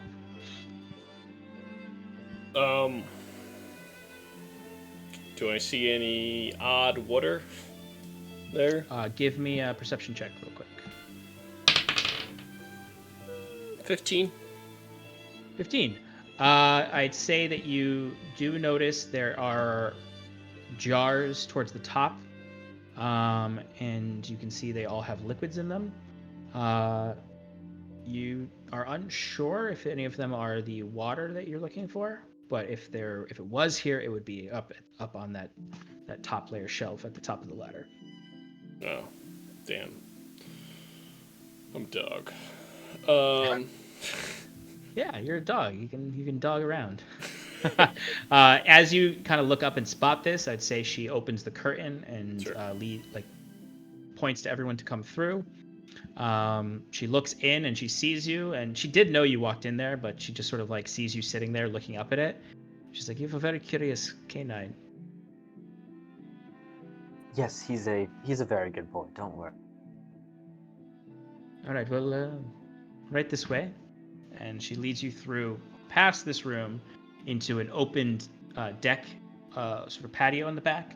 And you can see the forge back there. You can see across the way, you see a human man who is hammering away at a breastplate across the way. And you can see there's sort of a messy forge around there as she just sort of, they have this kind of enclosed back area that you can step into and don't have to, it's a bit more private than where someone could just walk in. And there's a table there, a bench that she sits down at and looks to you and says, "What would you like to know?" Well, I'm partial to literally everything, but I guess we can narrow it down a little bit. Your time with Prim, when did that start exactly? That began when I came to this town. It started slow, but I'd say a couple of years ago. At this point, 2.5 years ago, we started our training. It was very brief at first. I would just visit her house up on the hill.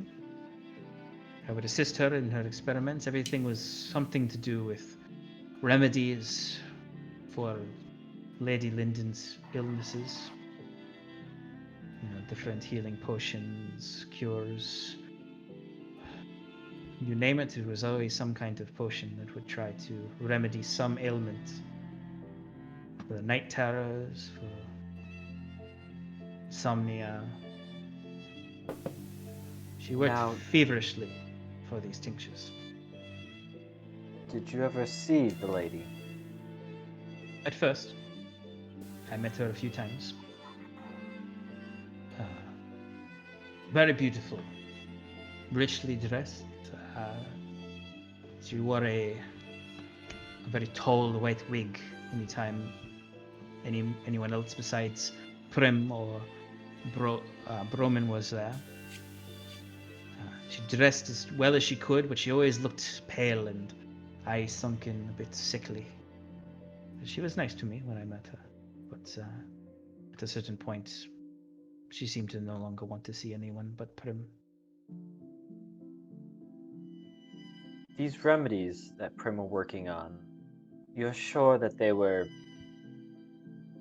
Well, there is no malevolent intent behind it. I worked on most of them with Prim. Sometimes I delivered them to Broman for her. As far as I could tell, they were always some remedy.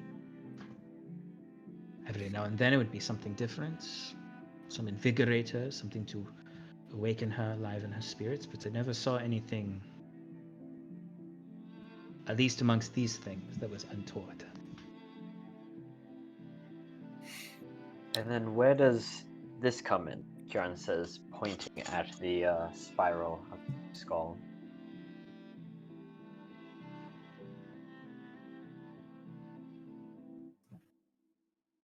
Well, I have not seen the spiral before, but it is reminiscent of the markings Prim tends to paint onto her face every morning. Not like this one, but similar. Prim is old-fashioned in her beliefs. She worships very old gods, very old traditions that are very uncommon amongst anywhere in the Quintaki, as far as I know. This, though, I'm not sure. She did experiment sometimes. I mean, I'm not... And you see she kind of hesitates for a moment here, and you see there's a bit of a walk back happening, where she might suddenly be less comfortable sharing. It's just, Prim is a very enigmatic person, and I valued what she taught me, but I had to go on my own. Of course. Of course, I understand that. Eventually the student outgrows the teacher, right? Hopefully. Sorry to interrupt, but I heard earlier you said that you had never noticed malicious intent, at least with the remedies that she made. Was there something else that made it seem like she was had a malevolence to her intentions? I'd say those who aren't really talking at this point would notice that Tom over at the forge is starting to kind of like walk over. He's kind of like looking suspiciously at you all, kind of confused why there's a bunch of people in his house talking to his wife. At this comment, Cal, you see she starts to tense up at this point. She's like, hi, I'm sorry, but I didn't get your names, who you are. Of course, our apologies. My name is Kieran, Flistana. I'm from Elysia. My companions here, we call ourselves the Wayward Five. Do you include the dog in that? Yes, Of course. He's our fifth. He's a good boy. I'm Cal Rowland, I say, and I offer my hand to shake. Scarlett's looking at the forge and she's not paying attention. Okay. This Scarlet. is Scarlett. I'm Wiswick. Nice And to meet you. Yeah, that down there is Timber, I say. He, not that. Cal, when you go to shake her hand, she gives you like a very nice, firm like handshake. She's almost going in for a hero shake, but doesn't quite. But you get it's not like a typical kind of like noble, daintier handshake, but she looks to you all, and she looks particularly to you, Cal, because you're kind of a tall, well-built human male, and she's just sort of like, I'm not looking for any trouble. Of course not. No, don't worry. We're from out of town, and the symbol that Kieran showed you is of interest in an ongoing investigation that we've been involving ourselves in, and we found symbols of it here, and some of our investigation led towards Prim. We were told that you may have more knowledge of her than most. Maybe she's wrong. Kieran leans in. Just tell us everything you know. So I really wanted it to be another nat 20, so the only two rolls I had were nat 20s. It's a 19 plus 4 is 23. Wow. So Cal, I'll kind of include a little insight in that. Like, you can clearly tell she got scared as soon as you started asking questions. Yeah. She was like, oh, fucking Prim sending people to fucking scare me. Go ahead. I take out our writ of authority from the general, and when I said we're in an ongoing investigation into the symbol, and I show it to her like a badge. So you see she takes the rolled up scroll from you. She opens it up as you're saying what you were saying before. You know, we heard that you might be have some knowledge about it. She opens it up and she looks at it, and you can physically see her lose the tension in her shoulders, and there's an audible sigh.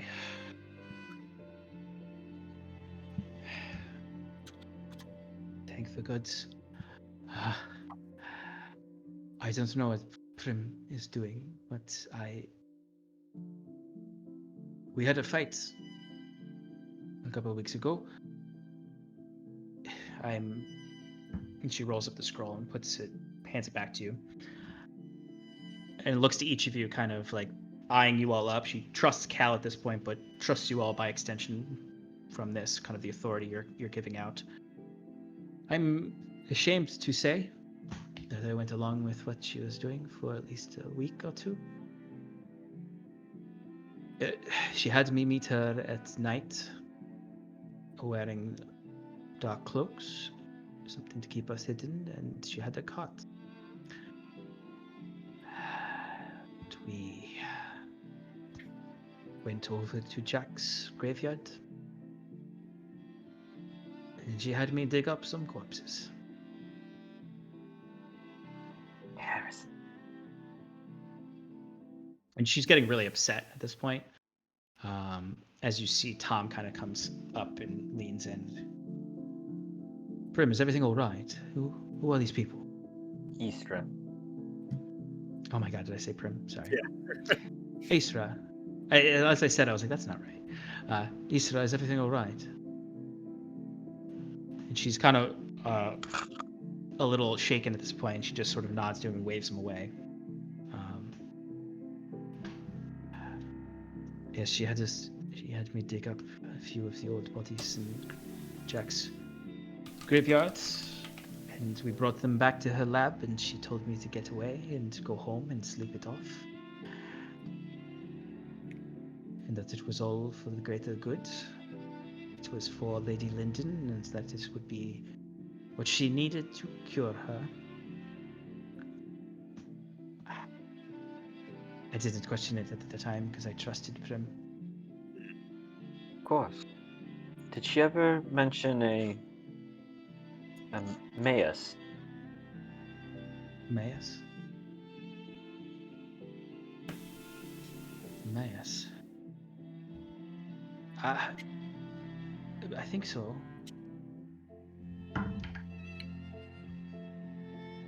She said that the name sounds familiar, I believe.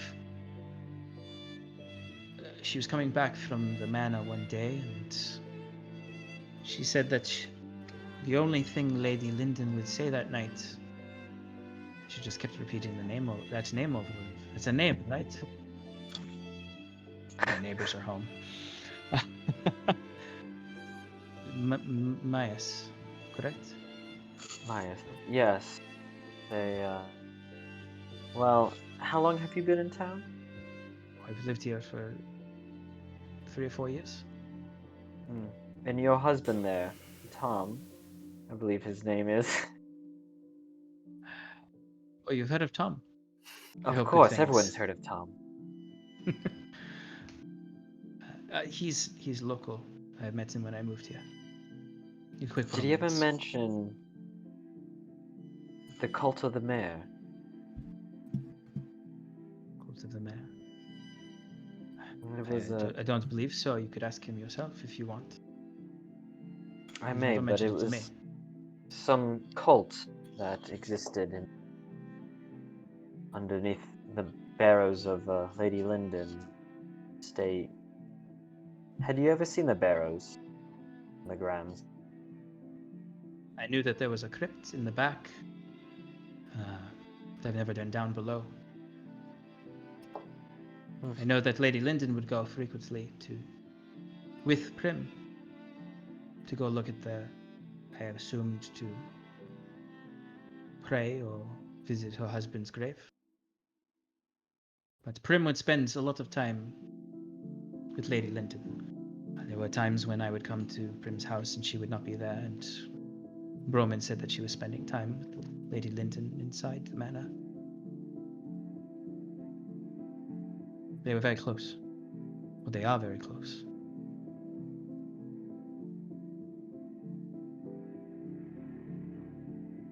I think I've heard enough. Thank you for your time. Unless anybody else has any Yeah, questions. no, I've not hit anywhere near enough. We to Go answer ahead. all of your questions as representatives of the capital. And we thank you of that. It will definitely show in our report.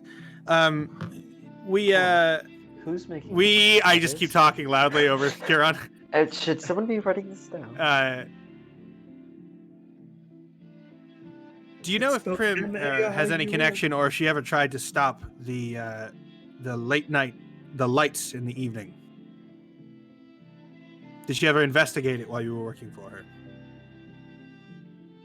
Yes, of course she did. It was. I mean, they always said that Lady Linden had experienced the lights at night, and that they had corrupted her dreams, and that was part of the ailments that Prim was trying to resolve. But if I'm being completely honest, I never saw any evidence of this. I know that Prim was working on it, at least for a month before she asked us to go grave digging. She was working on it. Anytime that she wasn't working on remedies for Lady Linden, she would look for remedies to those who had experienced the night, to try to bring those who are catatonic back, try to ease the dreams, try to save those who had turned. But her experiments led to nothing but a lot of death.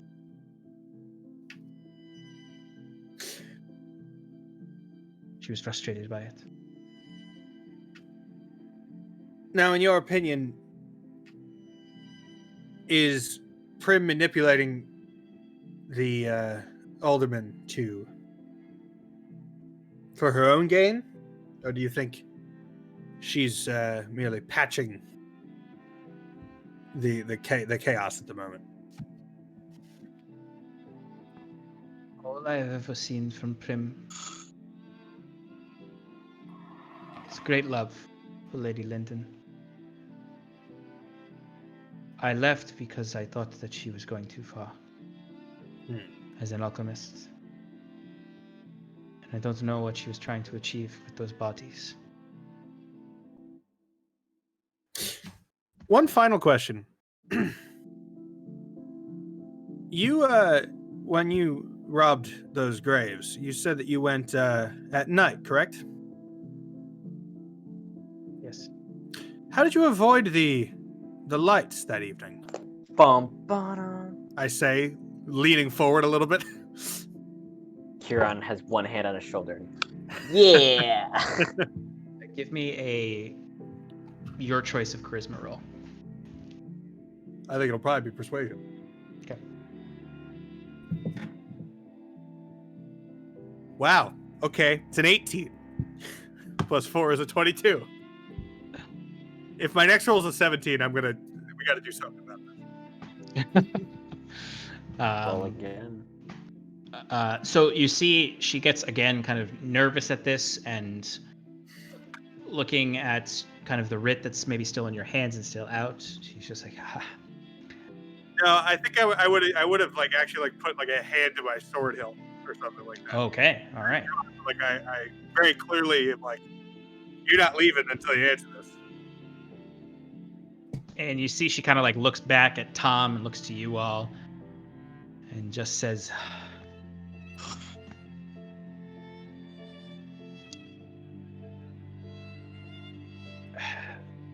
Prim stole something, and she looks to Wiswick particularly and kind of ashamed a little. She stole a few things from Ulf. I don't know if you've spoken to the hermit besides your friend here, Wiswick. But the claimed the lights do not breach the shrine there. And she may have stolen some of the gems from the statue of Adria there in an effort to mimic the warding effects of that shrine.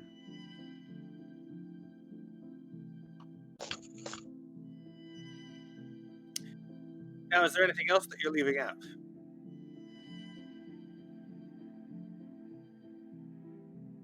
Give me another persuasion roll. 17? No. Total. Close.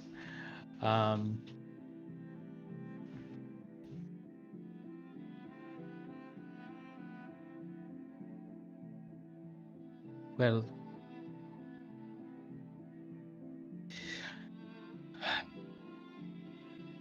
I do not suspect. I truthfully do not believe. I don't believe Prim is behind these lights. I cannot guarantee that. I only know what she told me. And I'll admit I don't trust her as much as I did 2 weeks ago. But I do believe she loves Lady Linden dearly and would not do anything to harm her. Whatever she's doing, if it is good or bad, she is doing it to help her alderman.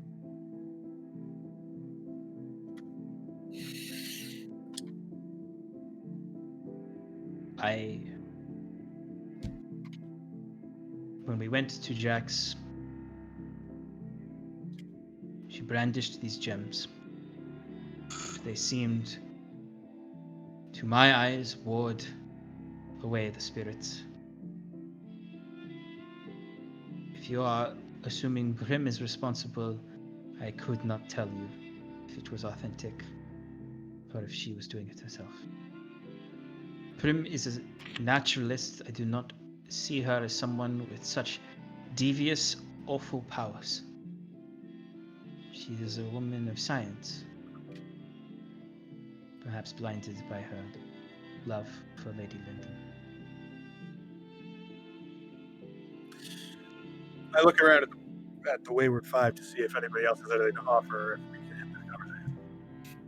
Kieran strokes the edge of his chin, but has no further question.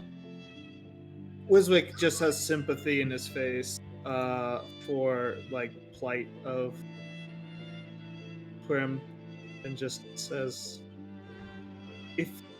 I think that we've done all we can here. You know what the next step is, Cal.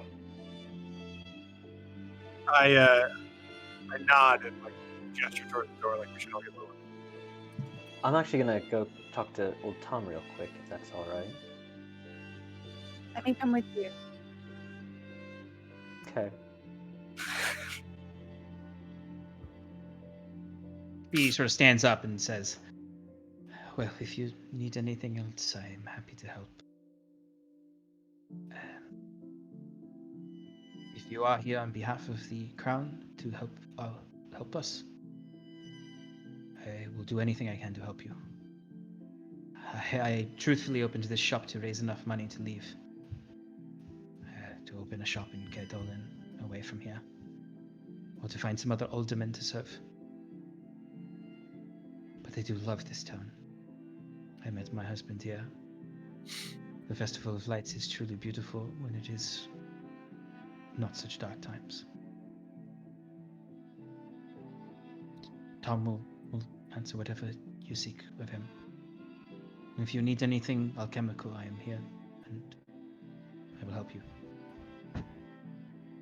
Hear that, Timber? I can help you. Not that I can do alchemy. If you wanted to. She could help you. I was gonna say, He's a good boy. yeah, you just. He's a good boy. Timber's just staring at Kieran with just wide eyes, like.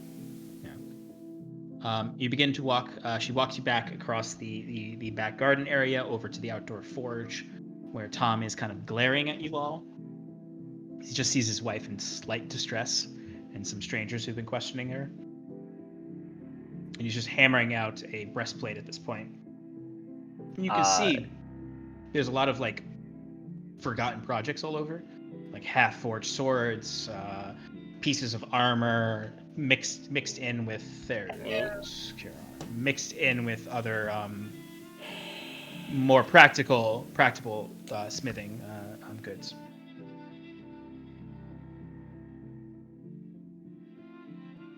Kieran's here to talk shop. I'm looking for some heavy armor. That's it. I'm not gonna question. Oh, okay.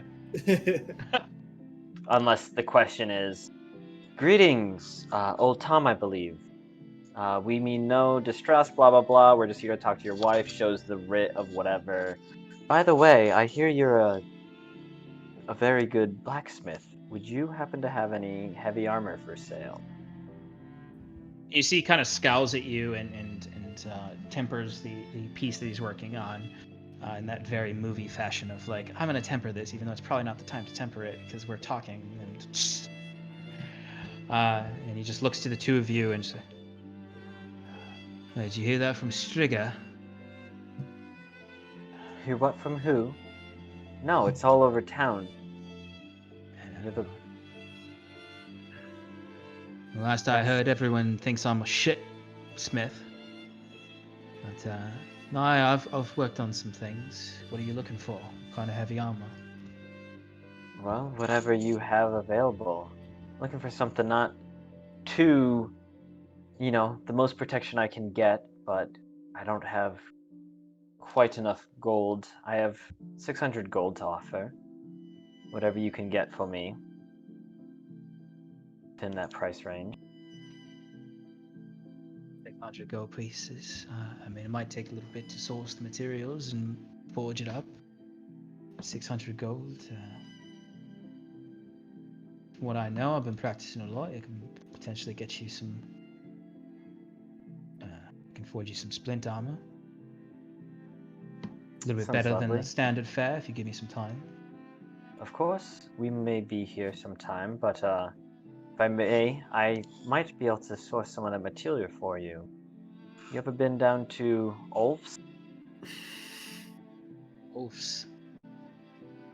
I avoid the pond. Oh, it's quite lovely. I heard too many stories when I was a teenager of kids trying to get onto Ulf's, swim in Ulf's pond, and chases them through the night, screaming at them butt naked. Well, if you just go there to enjoy the relaxing scenery.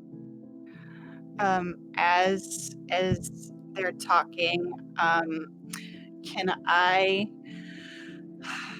see if the 600 gold that Kieran offered is like comparable to what Tom offered, if like it's a good deal or not? Give me a quick intelligence check of your choice.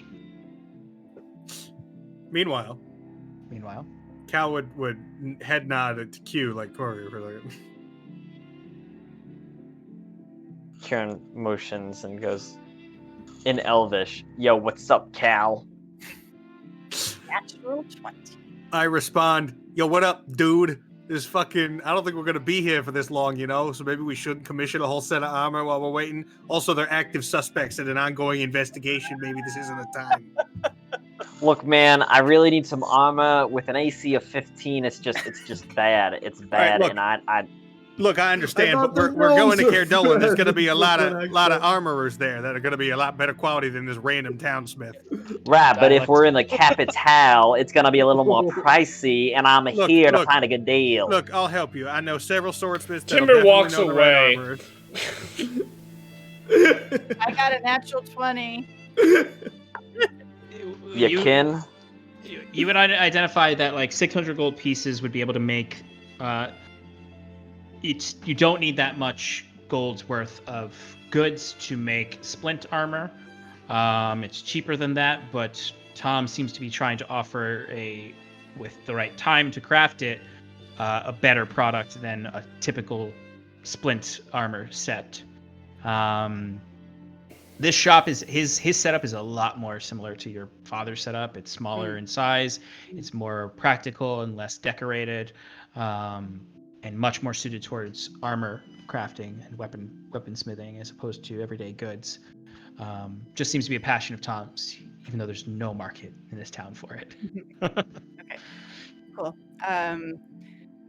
I'll go over to Kieran and kind of say, like, under my breath, and just say, like, just in my professional opinion, that armor can be made less expensive.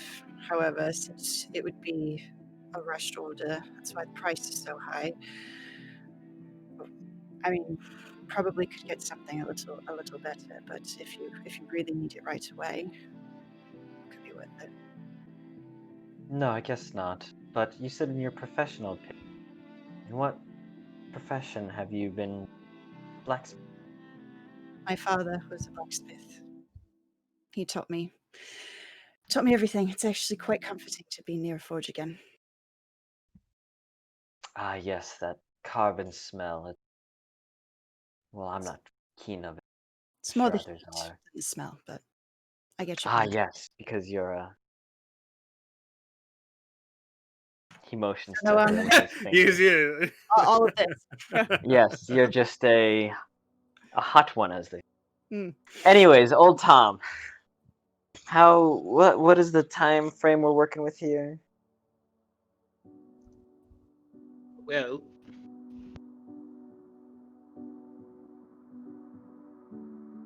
I mean,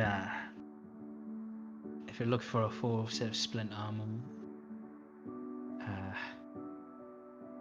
and we're doing splint armor, I mean, it can be done. I mean, you're trying to get to rush order here, and there's a point here, Kieran. Maybe not Kieran, but maybe Scarlet and Cal can identify, like, he's inexperienced in actually haggling for these goods because no one buys them here.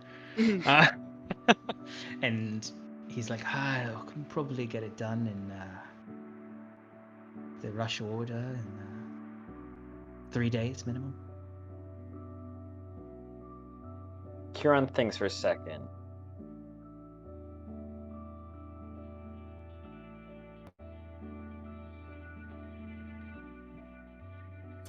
All right, I can do it in 2 days.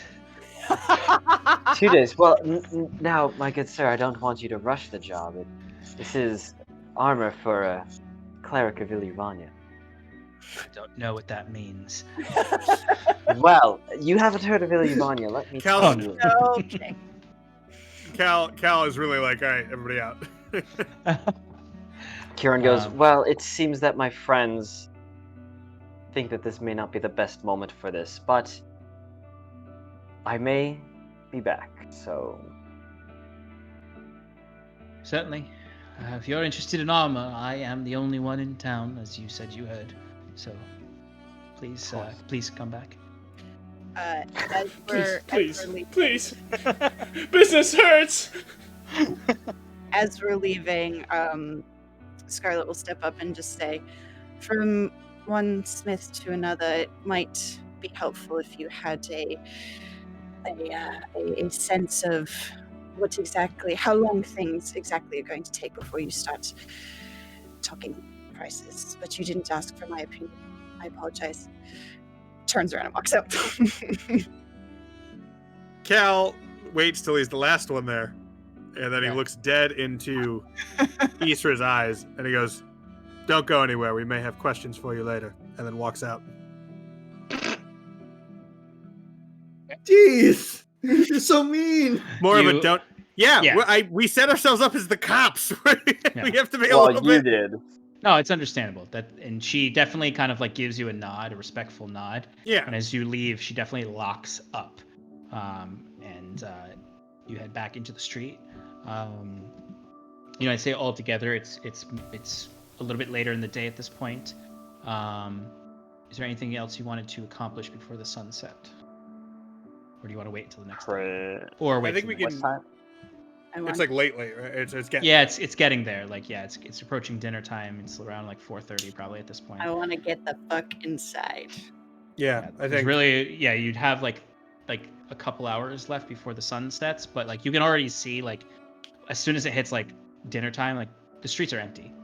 Like every now and then you're walking back towards the tavern and you see like just like someone running home essentially. Like even though they're like the sun is still, it's still in the sky, it's low in the sky, there's still people just like rushing home. Like no one wants to risk it at all. Like they know that it's like as soon as the sun sets they come out, but they're like, I don't know, man, it might come out during dusk this time or sunset. So there's just like dead silence in the streets as you're walking back. You might see occasional people sitting on their stoop still smoking a pipe, someone rushing back to go home, but commerce seems to end strongly around 4 o'clock here. These poor people live in fear. Mm. Can't even enjoy their own home. I can understand why. I mean, they probably get off early from work from this. That's kind of nice. I don't. Yes, I don't know of if course. the trade's worth it. A shorter work day as opposed to not having the freedom to wander about at night. It's one of the nicest times to spend outdoors. The chill air, the birds or the bugs chirping, the light of the moon on your face.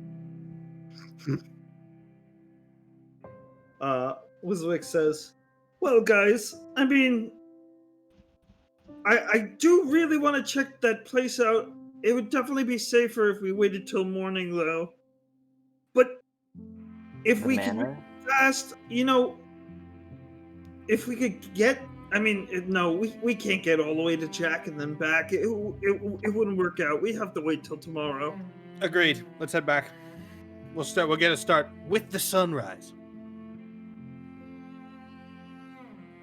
Yeah, if you went back to Jack's and tried to come back after having a conversation with him, you would definitely be running the risk of being out at night.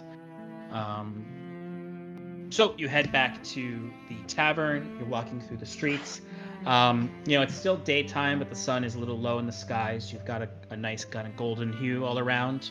And in this light, the town is quite beautiful for its kind of old appearance, the half-timber homes. The manor actually looks quite nice in this lighting. For a moment, it seems like a normal town before you enter into the tavern around 5 o'clock at this point. You go inside and you can see Embla and Robert are sharing a meal. It's a very simple meal. It looks as though they may have made it themselves in the back.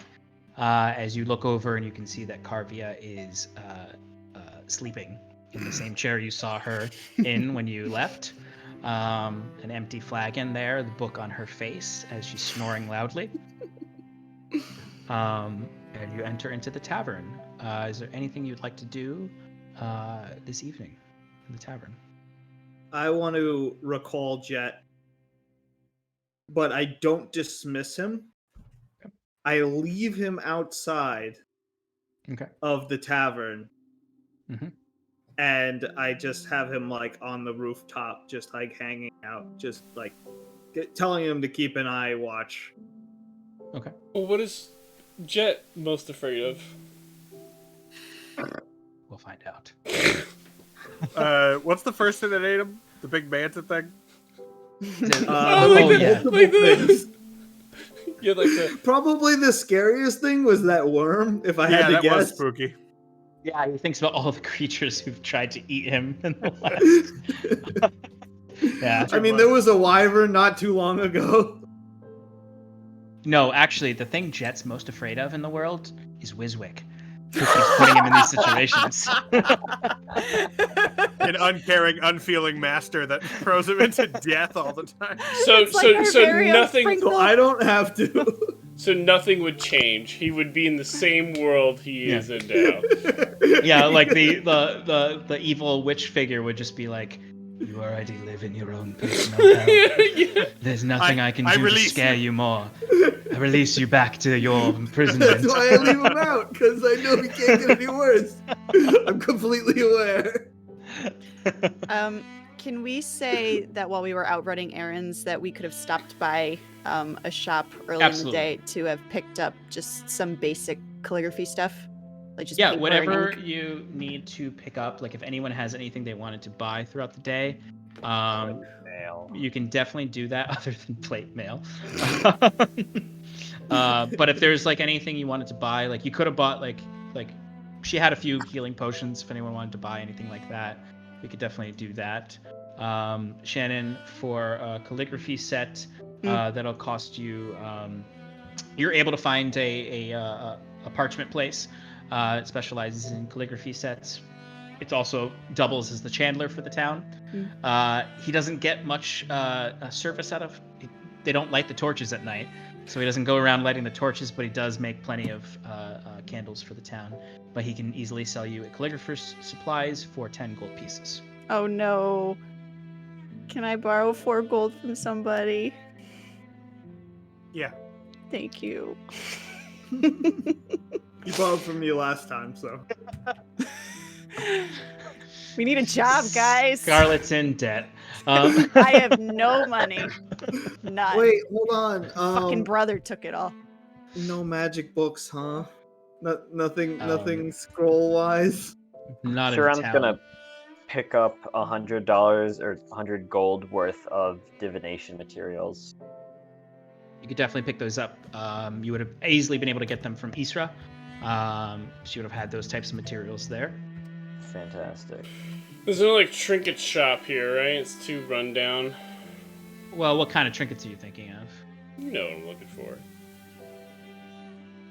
I'm not quite sure. The way you said that made me not quite sure. Well, it's either prostitutes or rocks with runes on them. That's the two things I was thinking. Prostitutes? No, Or Timber's like not in. seashells. Oh, Are you thinking like a magic shop? Or? yeah. No, this town wouldn't have a magic shop. The most magical it gets is the alchemist. You'd have What to get to about the capital for a magical shop. There would definitely be like Isra would have reagents. She might not have a whole lot of them. You might clean her out, but she would have some reagents. Find familiar? Yeah, you could definitely get fine familiar reagents from her.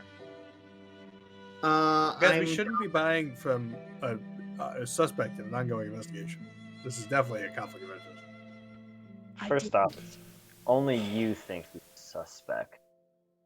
I Gold don't pieces think worth she's do you a want, suspect, but she's Wiswick? involved. We're is also true. not investigators, so Doesn't matter. Wiswick. We are How now. much gold? I won't get any. If I wouldn't want to put her out, and I feel like I've already invested enough money into her. I don't know if that's gonna pay off, so we'll see. Okay. All right. Any other shopping needs? Okay. Is there any gems? Is gem shop? Yeah, there actually is. Oh. Do we have diamonds? We have I'm diamonds. gonna clean them out of emeralds. Cleaning them out of emeralds. Okay. Let me roll it for you. See what they've got. What do you need all these emeralds for? I'm not complaining. Oh, I know why. I think I know why. he's gonna make an emerald necklace. No. You can get Somebody wants a stat increase. you can find 108 gold worth of emeralds. Sweet. I will buy all. And it's quite literally all of their emeralds. It's like this very nice older lady. She's probably in her 80s, and she's just got the most caked on paint on her face. And she has just like her 2 older sons. It's essentially Mom from Futurama with her 2 sons, and they just run a gem shop here because they have connections with the mining companies up in the north or in the east. So you can easily buy those gems there. Okay. I just did. All right. Any Could I? other shopping needs? This is the most riveting part of tonight's session. Oh yeah. Bacon. Never mind. Okay. All right. Is there anything you'd all like to do before resting for the evening? Just doodling with my new kit. Okay. Kieran's Reading- gonna send a message to what's her name from the Wayward Home, but it's literally just a check-in. Elspeth. Elspeth. Elspeth, yeah. He's just gonna be like, hey, we made it to this town. It's a little crazy, but we got it. No worries. Hope you're well. Oh, and Excellent. she, Hugs and kisses. Sure. Yeah, I'm not gonna. It's. She past responds 11. very excitedly. Of course. And it's just, oh, I didn't think I would hear from you again. I'm so happy to hear that you're safe and sound and everyone's okay. Thank you for checking in. Thanks for calling. We don't Thanks hear for from you enough. calling. When did she turn into like an I know. older mother? You should I don't call know. your mother more. I would have liked to have heard from you a few days ago, but it's okay. You know, No. we never hear from you anymore. Taramron's worried. Someday I'll Taramron's die. worried that you're going to the big city. Don't worry about us. Someday I'll die. It'll be fine. I'm sure you'll go And to my maybe funeral. you'll come back. You want me to send you a clean pair of underpants? No. She's very excited to hear from you. The only other thing she might say is she'll give you an update on how it is there. Things are okay here. I mean, the Thrakeen, they're kind of coming back. But it seems like the explosion that you all caused might have scared them away a bit. But we saw a few of them the other day. But we should be okay for now. I hope that you're finding what you need over in the human lands. But let us know if you need anything from us. We'll let you know if we need anything from you. Safe journeys. Keep an eye out for that. The Wolfman. Taramron says hi to Wiswick. But you message her. Is there anything else you'd like to do before you go to bed? Okay. Yeah, I'm just gonna read more of the book. Okay. You know which one? Yep, I do. Just for the audience, this is the book that I received from Timber's wife, that had a mysterious language. I would be translating it, and it's essentially some type of conjuration magic. Yes. That I'm trying to figure out. You could definitely. You actually have quite a lot of time. So next session we can definitely jump into that and give you a little bit of what you learned from that, because you could. Great. Since you guys got back around like 5:30, you'd have the evening to study it. But pretty much that's what happens. You all share in a very simple dinner at the small gathering around the fire. Around halfway through you eating dinner, Carvia just sort of. Oh, who are you people? Oh, We're your guests. okay. We rented the rooms. Yeah. I'm the guy with more booze, and I give her my. I toss her the flask. She catches it. She's like, all right. Poisoning yourself. Hey, it's a fucking nightmare out there at night. Everything's fucking fucked in this town.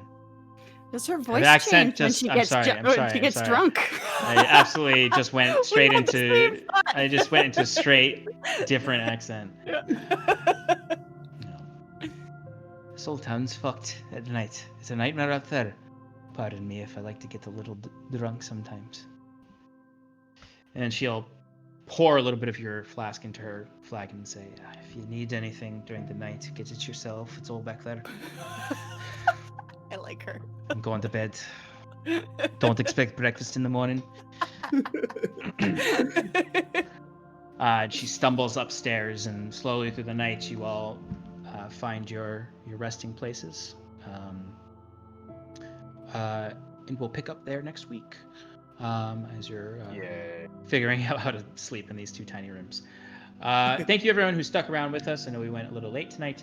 Thank you so much for hanging out with us in Paradise. Thank you to those who participated in the giveaway. Congratulations again to Hawkmere for winning that. Love you all. Thank you for joining us in Paradise. Check out Cardboard Contenders on Wednesday nights. 90% of the time, sometimes not. This week, yes, with Wiswick, or Clayton, and some of his friends. Thursday night is my Relaxing in Paradise, where I do crafting for the game and talk a little bit of lore, play some video games, and do all sorts of stuff there. Sunday night is the Tim and Shannon Power Hour, where they recap the sessions we have each week and talk with members of the community about different things D&D. And then on November 21st, we have a very fun one-shot planned with our very own Stefan DMing again. Not a fun one-shot, but it is a one-shot. It's gonna be fun. It's a You one-shot. got one shot. You got one shot. Don't throw Adventure. it away. Don't throw it away. What time is that going to be? Because is it going to be a 3 little later? p.m.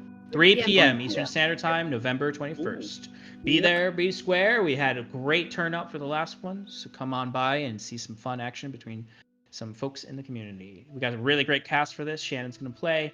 We've got Nick from Know Your Role and some other folks that are really cool. So we'll talk more about that. But thank you everyone for sticking around with us tonight. We'll see you all next week, hopefully. Have a lovely evening in Paradise.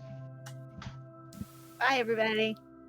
Bye. Look at this, Wiswick. Bye.